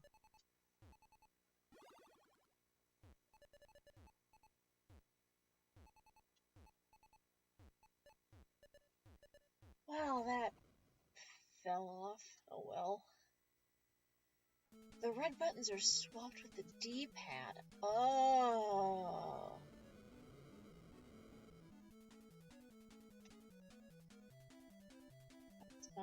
Someday I hope. You still have, like, stuff living in the house with the retired lesbians? Or did you actually get moved out and things before you went to Moline?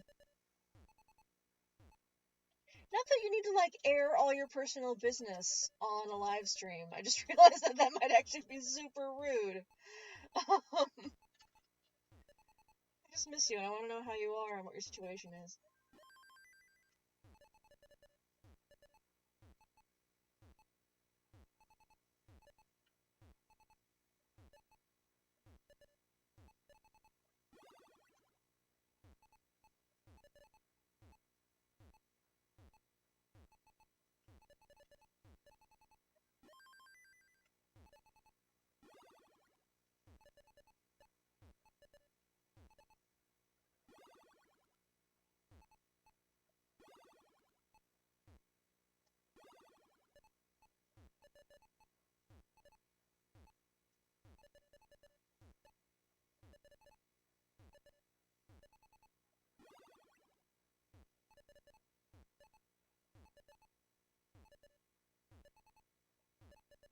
Oh, come on. Ooh.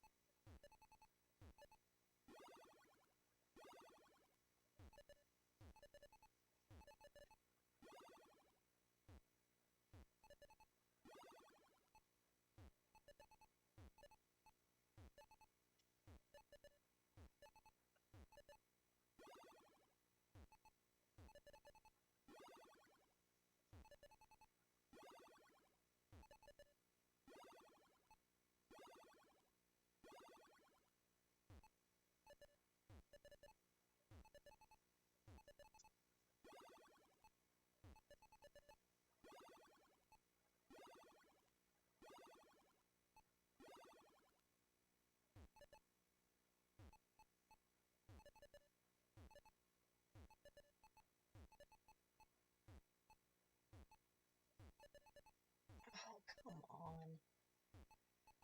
Oh, my hands might be too tired to actually do anything useful anymore.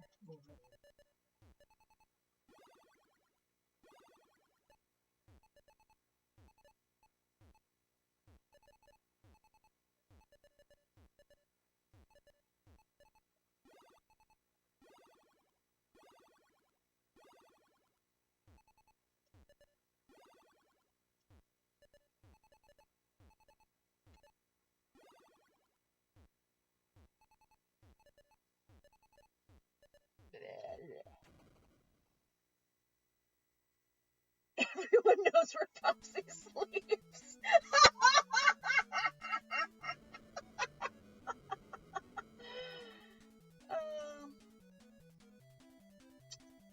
Move into a smaller room. Yeah. Oh. Nobody knows but Popsy.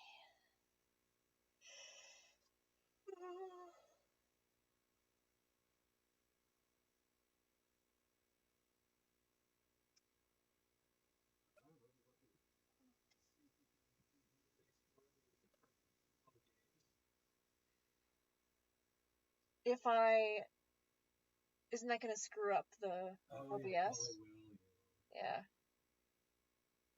I'm gonna try taking a break and then try another game in a little bit. Hang out here and talk. Force you to be interesting for a minute so I can have a rest. Uh-oh. Oh.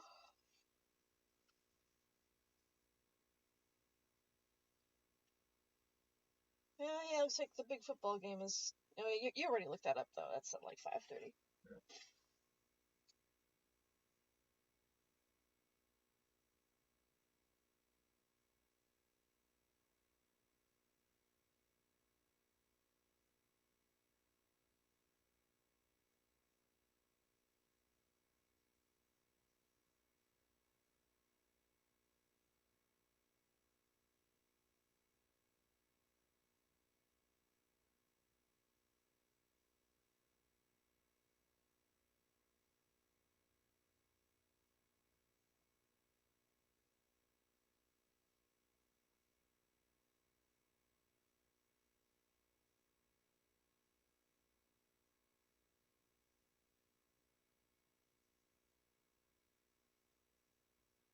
if you feel like it, would you talk more about friends' breakups and COVID? Oh, yeah, that was a comment on John's thing.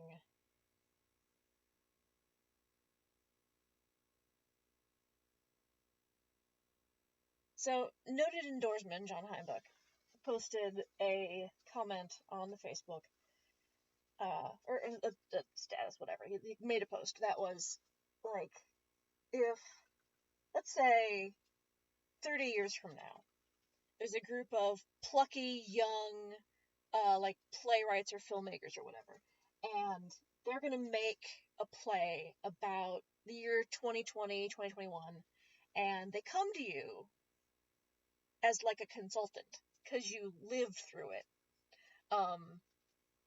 What details do you want to make sure they get right? Like, what would you tell them to make sure not to miss? And the thing I commented about was, like, friend breakups. Were like, oh, I have all of these people in my life who I care about, but I don't care about them enough to accept the risk of being in contact with them, like sharing air with them. And for a whole lot of relationships that I have, that isn't a problem. Like, everybody gets it. This really sucks. We're grumpy about it. Or we're sad about it. And you may or may not try to, like, maintain a making a phone call once a week kind of relationship. Although, for the most part, all of those that I was doing for a while kind of fell away. Because I think it's I mean, having done long-distance relationships in the past, by which I mean romantic relationships, but also friendships. I've had some long-distance friendships, for sure.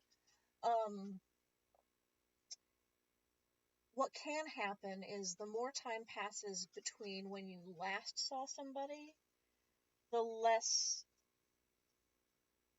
a phone conversation feels like them. And then it turns into, like, a status update of, like, here are all of the events that occurred in my life between when you last saw me and now.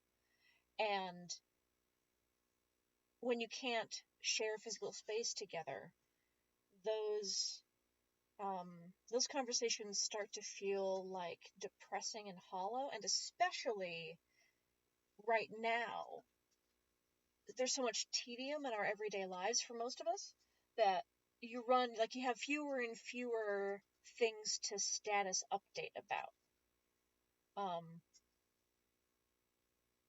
And then there's a whole other category of friendship where that doesn't really happen, and you can, like, fall back into a conversation at any time, and no one is upset if you don't talk for 3 months.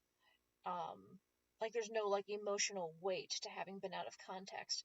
And when you get back in context, when you get back into a conversation together,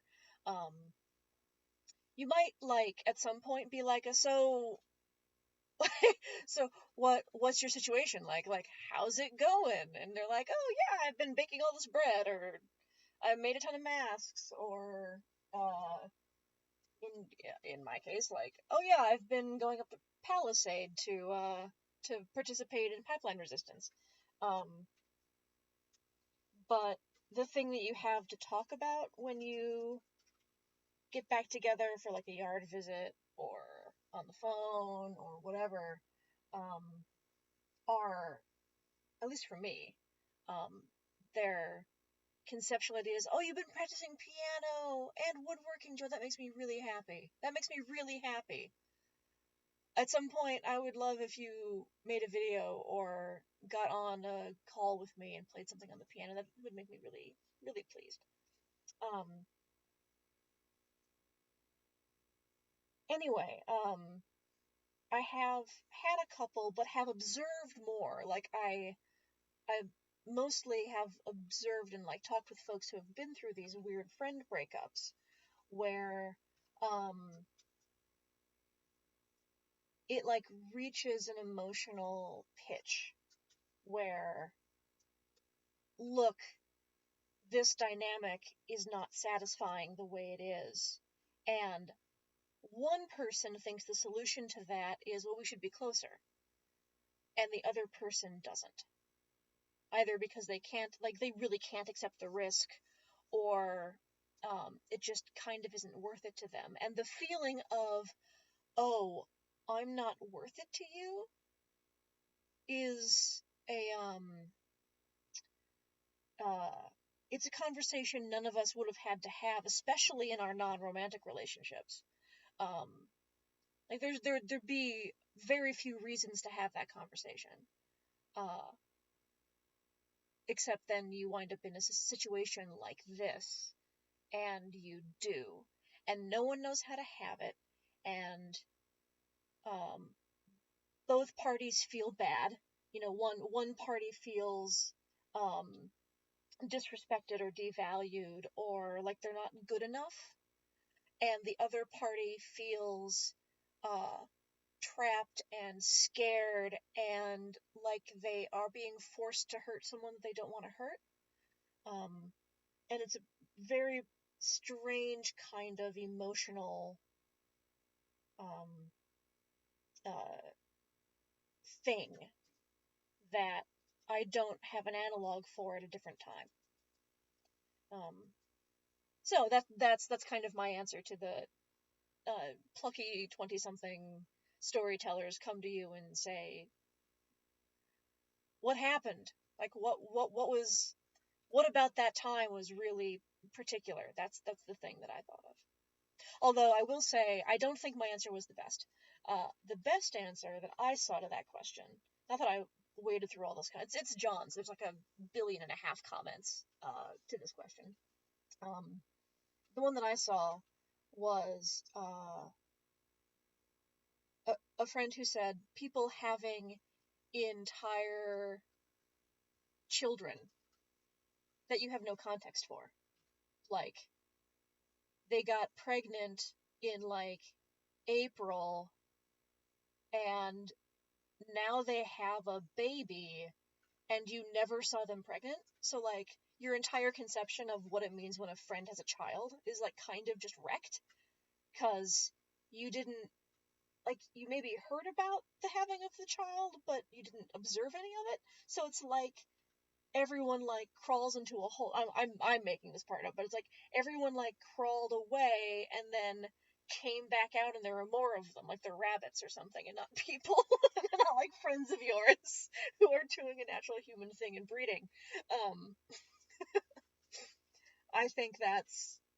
I had not noticed the strangeness of that, but that is totally a strangeness I have experienced.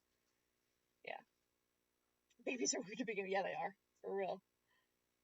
If I'm far away, friends know how that works, as opposed to, no, I can't come over because it isn't safe. Yeah. Yeah, totally.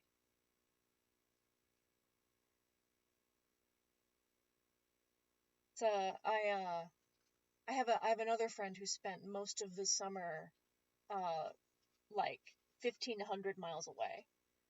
And that is also a friendship that feels like it didn't have to suffer damage, based entirely on, we're in the same city and we can't hang out. Because, yeah, our brains totally understand what it means when someone, like, takes a job in a foreign country for a while, or studies abroad, or God forbid, like a parent gets sick and they have to go change states for a while to deal with that. Like, our brains, our social brains, seem to have a script for that. That makes sense. And our social brains did not have a script for the kind of particular dynamic of, no, these are the two people outside my house who I will spend time with. And some of us don't even have that. A lot of people, especially folks who were not able to stop going to a public sector job, were really limited to the people that they live with, and that's it. and everyone else I can only see you outside with a mask on. Yeah, it becomes picking up where you left off rather than why did you avoid me for a year? Yeah. Or not even why. I don't think anyone really has a why. Like, we know why. But, like, yeah, the kind of, like, bruising of, like, oh, I didn't mean enough to you. I can't unknow that. So I guess I'm gonna just let the threads of this relationship fall to the floor. Yeah. I'm super excited for the someday, like, the after times, right? When all of us who want vaccines have them and we don't have to worry about killing our own parents anymore and all that stuff. I'm looking forward to meeting new people who also really miss meeting new people. I mean, this is kind of a different topic, but like, I really enjoy meeting new people. And it's a thing that I haven't done really in a long time. We collectively can't wrap our heads around. In making these choices, I keep you safe too. Yeah. Yeah. Because it doesn't feel that way, right? It feels like you made a decision about who you could not live without for an unknown period of time. I mean, especially like in the early days, right? When we didn't know whether it would be 6 weeks or 6 months or a year, and now we're learning it's going to be more like a year and a half.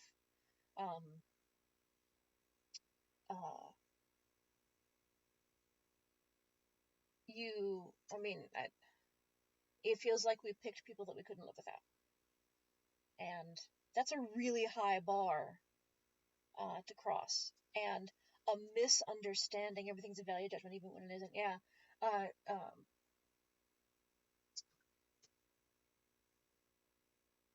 It's like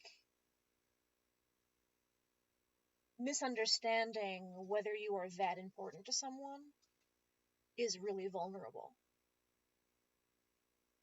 And it's a kind of vulnerability, like you never had to show your hand, right? If you were like disproportionately attached to somebody, even just as like a friend attachment, right? Like, this is not even necessarily about romantic relationships, like I was saying.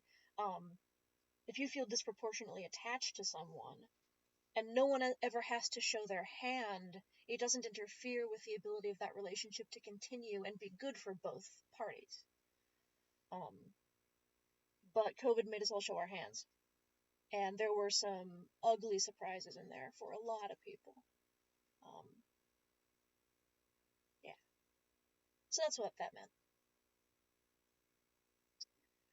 Okay, I think my hands are sufficiently rested. I am good to play probably a couple more games. I think I can now continue playing until 4. Cool. Are you okay with us stopping right around 4? Yeah. Okay, even though we started a little bit late. At some point, Evie called me, and to say that Evie had gone to the giant food store and acquired some treats for us. If I play every game like that, this will... So, Evie was going to come by a little after 4 to have a chat and drop off treats. I mean, speaking of friends I haven't seen in a while, man, when I was, like, early in COVID times, when Gabe was still trapped in England and... Not trapped. When Gabe was still in England, and I was here kind of fighting off the, like, COVID terrors on my own,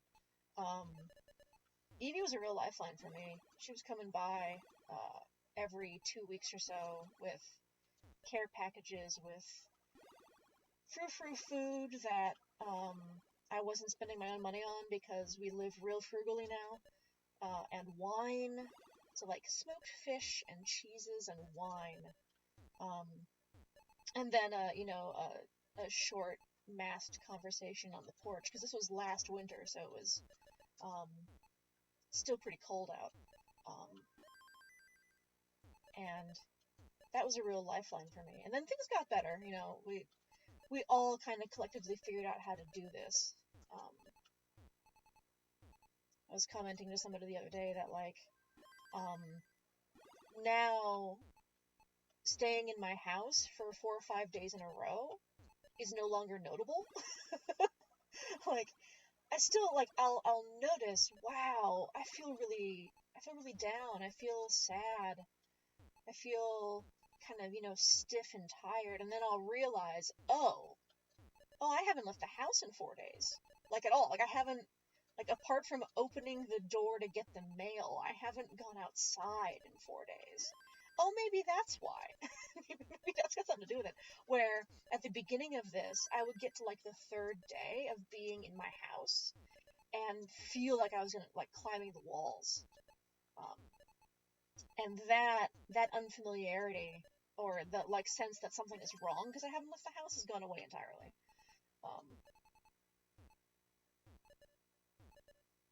The kind of, like, knock-on psychological effects of isolation are still there. They're just, sneakier now because they don't feel alien anymore. So anyway, I haven't seen Evie in months at this point. They came by with someone with a whole bunch of apples back in apple picking season and used the press, and it's the last time I saw them.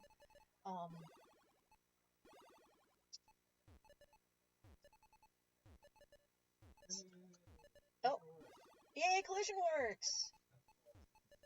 Okay.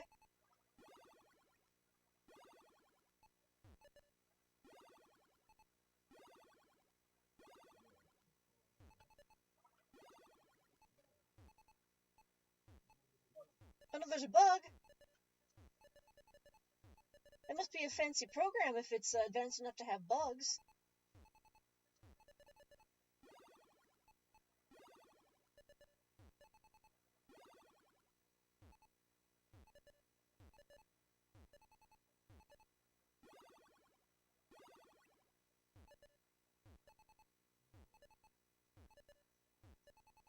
Oh. Pardon me. Goodness. Since I'm paused. My friends never had to do the work of figure out how to be alone. Oh, yeah. Yeah. Easy to forget the new normal and trauma are synonymous. Oh, goodness. Yeah. Yeah. I mean, I don't feel like I'm cognitively at a place where I can begin to engage with the last year as trauma. I agree that it is. And it's going to have long-term effects for most people.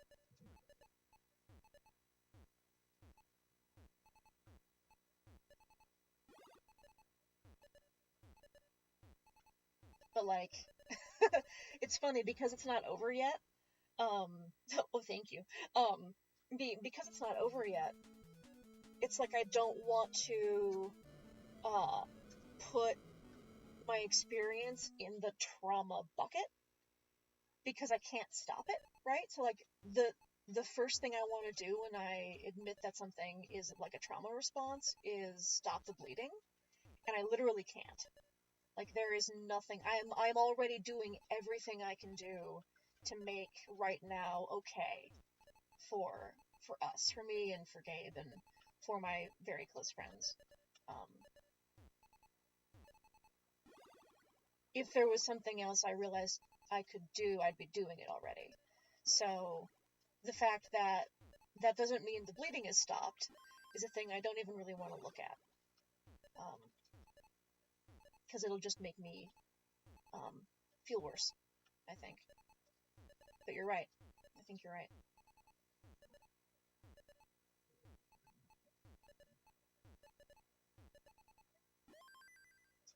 Recently read a book by Jonathan Safran Foer, Foer, called We Are the Weather.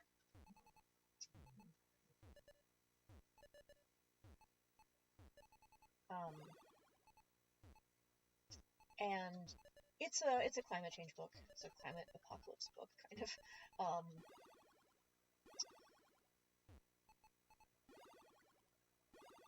And in it, he uses the story that's getting trotted out a lot right now, as we kind of look at how hard it is for people to do anything about climate change. And not just like climate deniers, like people who refuse to believe that the science is real, but people who absolutely believe the science is real. People who are the scientists who do the science, who publish the studies. Even they have a hard time. Like, they aren't changing the way they live, by and large. They aren't doing anything on a personal level about it, apart from, like, talk about how real it is. Why is that? And there's this story out of... that's level 5. There's a story out of World War II where some folks escaped the first extermination camp, death camp, and made it to the United States and got in a room with someone important who was a Jew. I want to say he was on the Supreme Court, maybe? I don't remember exactly. Someone who had a lot of power in the United States who was Jewish. And they came to him and told him about the death camps. And he responded by saying, "I cannot believe that." And he didn't mean, "I don't believe you," right? He did say, I don't believe you, essentially, but not because he thought they were lying, not because he thought what they were saying was untrue, but because I think the phrase is like, "My heart is built in such a way that I cannot believe this."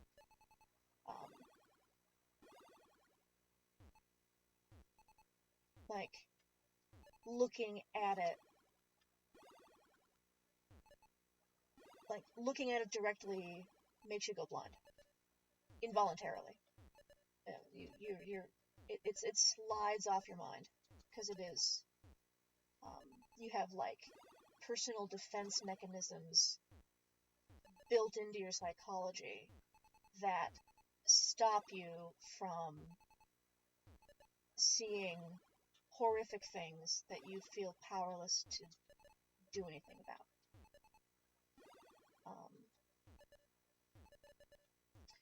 So the argument is that this is the same mechanism that is being tripped when we try and talk about climate change. You can look at the numbers all day and not actually understand it.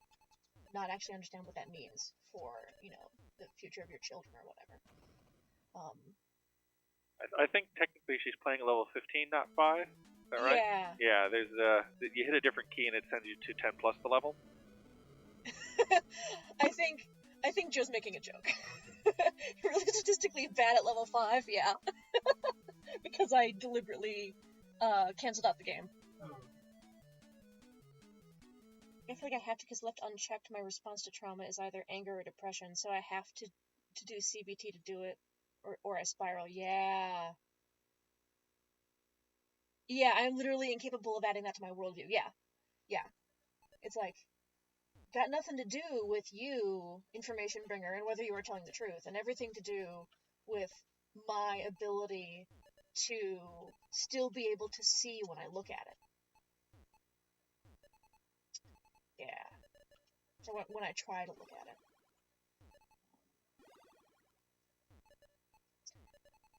I feel like, this is where madness lives, right? Like, it feels like the same category of experience of, hearing the voice of God.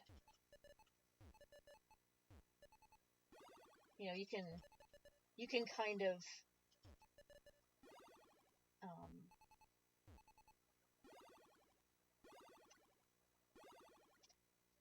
in order to be converted, something in the way you understand the world needs to change. And we have just a built-in, possibly a biological resistance to that.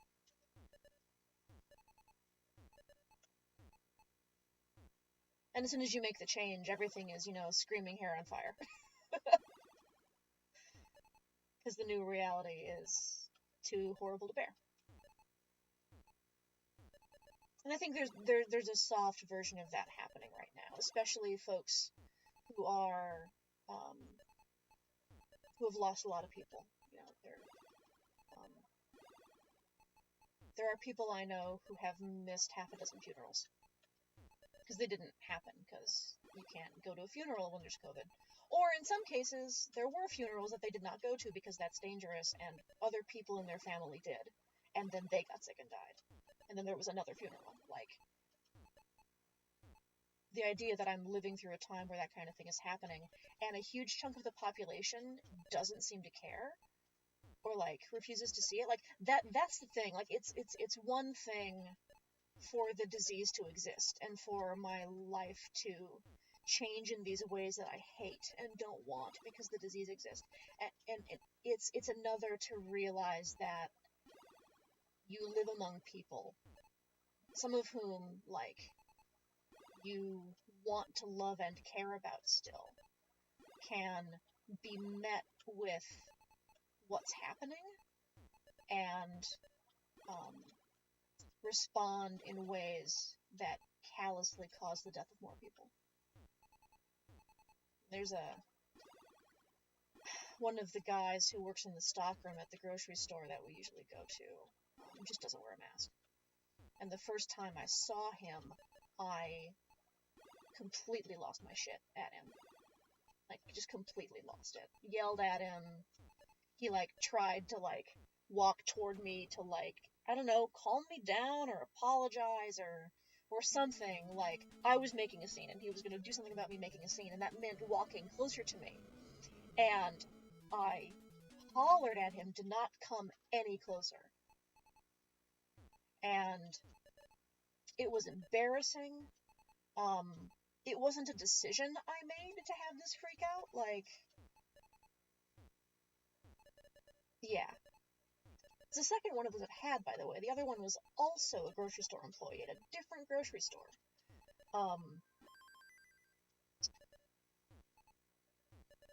And that one's the one that's attached to an old folks home. Like, I don't...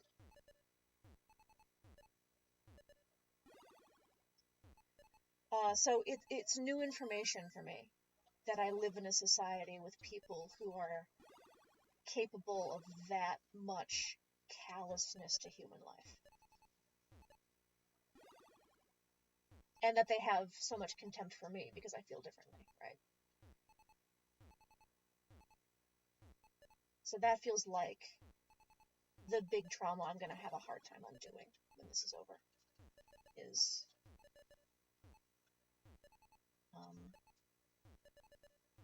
what do I do with the knowledge that I live in that society?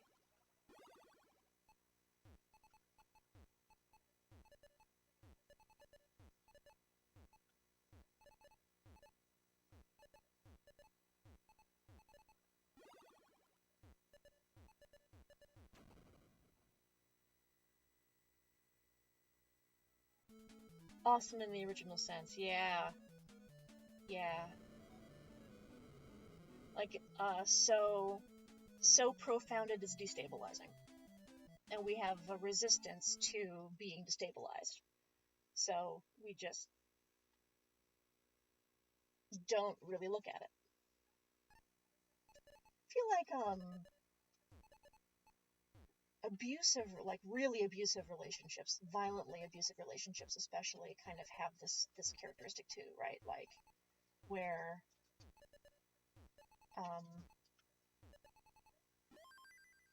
you don't really engage with the reality of what this person has done and is doing to you, because if you did, you would have to leave them, and you don't know how to leave them. So you don't look at it too closely. And that becomes really hard for the people around you to see. or like to like witness, right? Because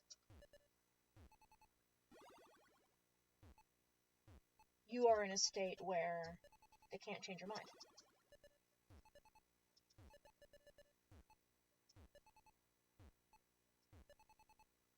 Well, this got dark. Hope everyone's having fun on Twitch.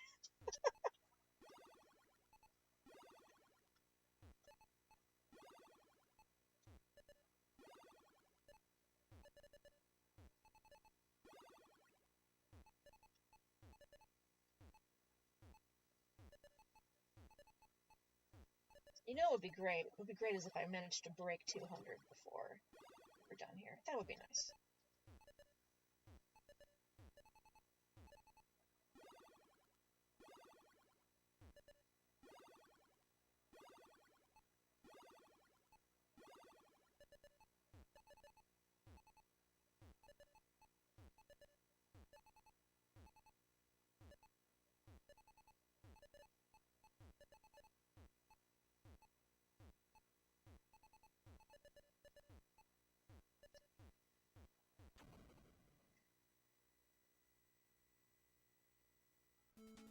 Oh, yeah, Joe says you spend a lot of time making up new universes in which behavior is understandable or somehow okay.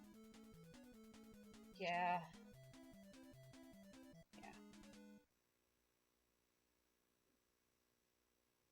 Yeah, I had to unfriend a bunch of people in my family this week. Not over COVID things, actually.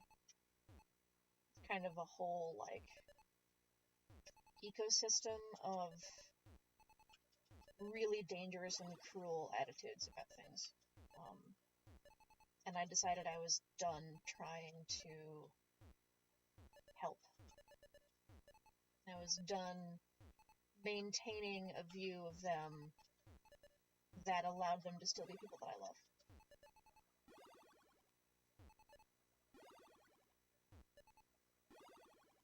Because it turns out I can't love people who are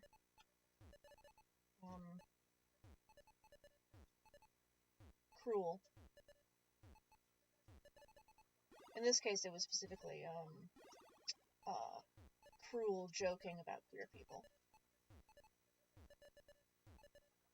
It's like, nah, I'm done. I've been through this before. I know that they don't think it's about me, right? Like, I know that the, like, person that they're making fun of is, like, a simulacrum of a queer person in their head who isn't real. And I am real, because, like, I'm family. But that isn't the way it feels. To hear it, to, like, be on the receiving end of it, it's not the way it feels.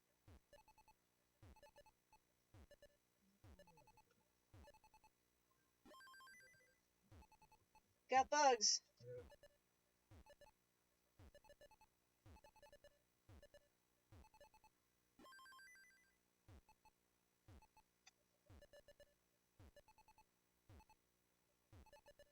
Yeah, so if they don't have enough compassion to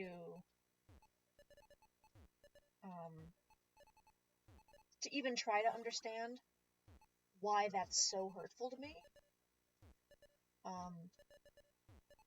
then I'm done bending over backwards to try and make this be relationships that work. And it sucks because I really genuinely value pluralism. Like, I don't want to only have relationships with people who agree with me on everything. But cruelty is where I draw the line. So, I had to walk away. That sucks.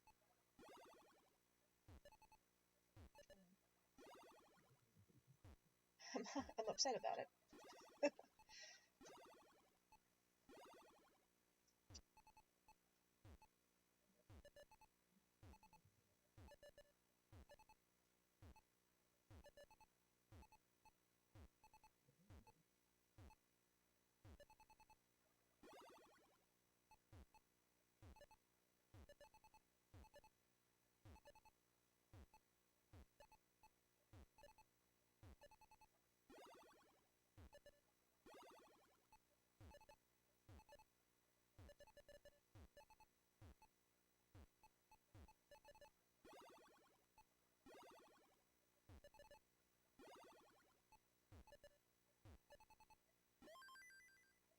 Ooh, that felt good.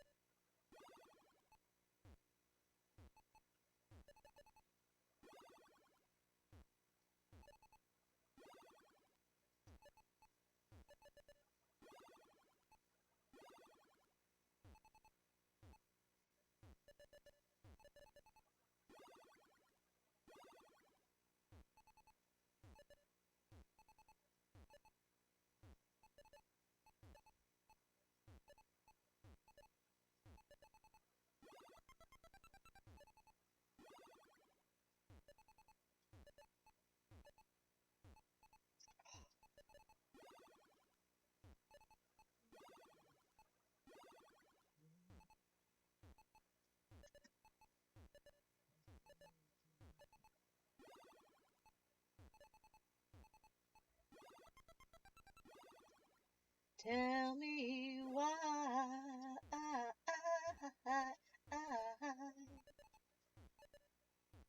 not sitting appropriately for breath support.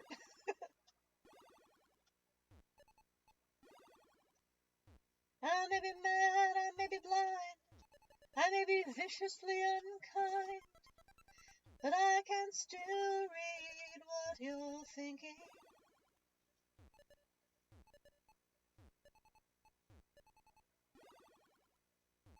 Oh!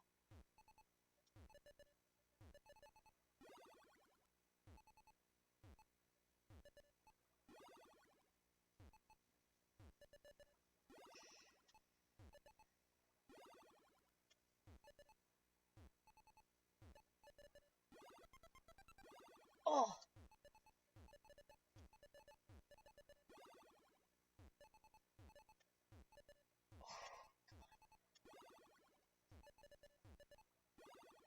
Ah!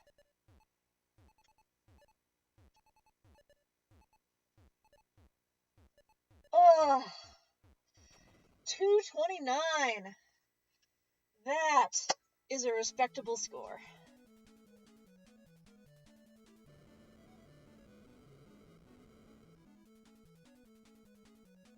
And hey, that took us to 4 o'clock. Okay, cool. We did it! Okay. Sure.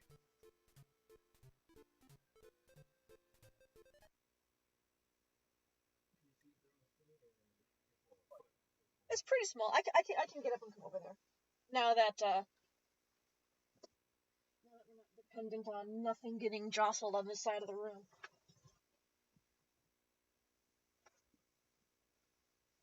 Oof.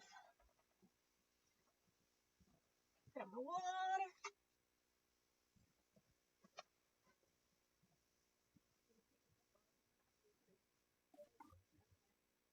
Hi, I'm talking to the phone.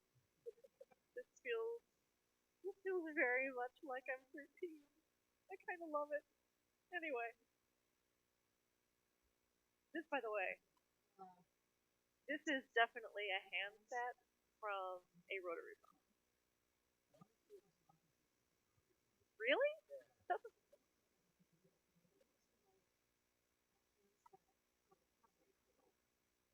I'm pretty sure this is a cradle phone. It may not have been rotary dial. It may have been touch tone. But anyway, so you were gonna show me. Yeah. So we've got the level. Here we got the level, and we've got our little stick figure.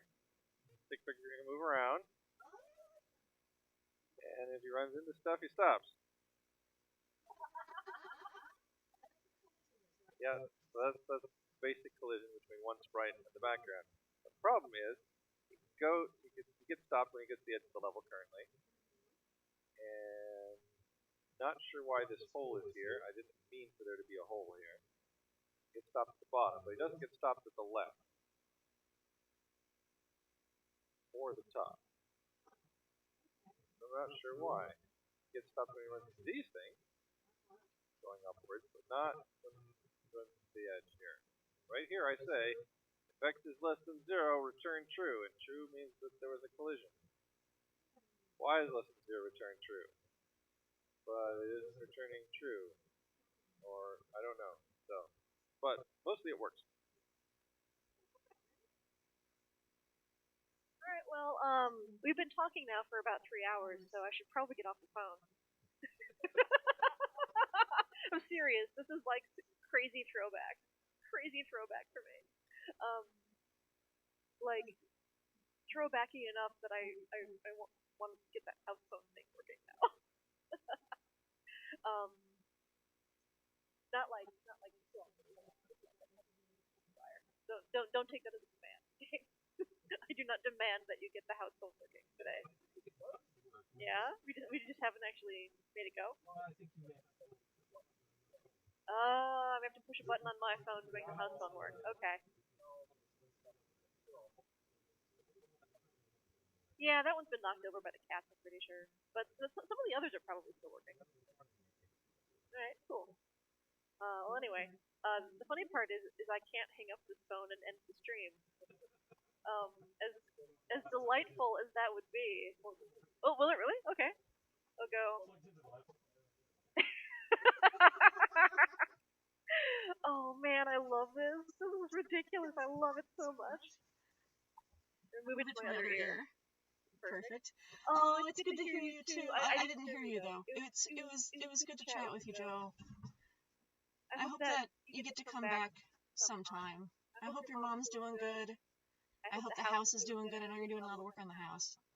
And we'll see you guys another time. Probably next week, I think. Next Sunday, I think we'll probably do this again. Alright, and I'm gonna click stop streaming and hang up the phone. In 3, Give it a little 2, 1.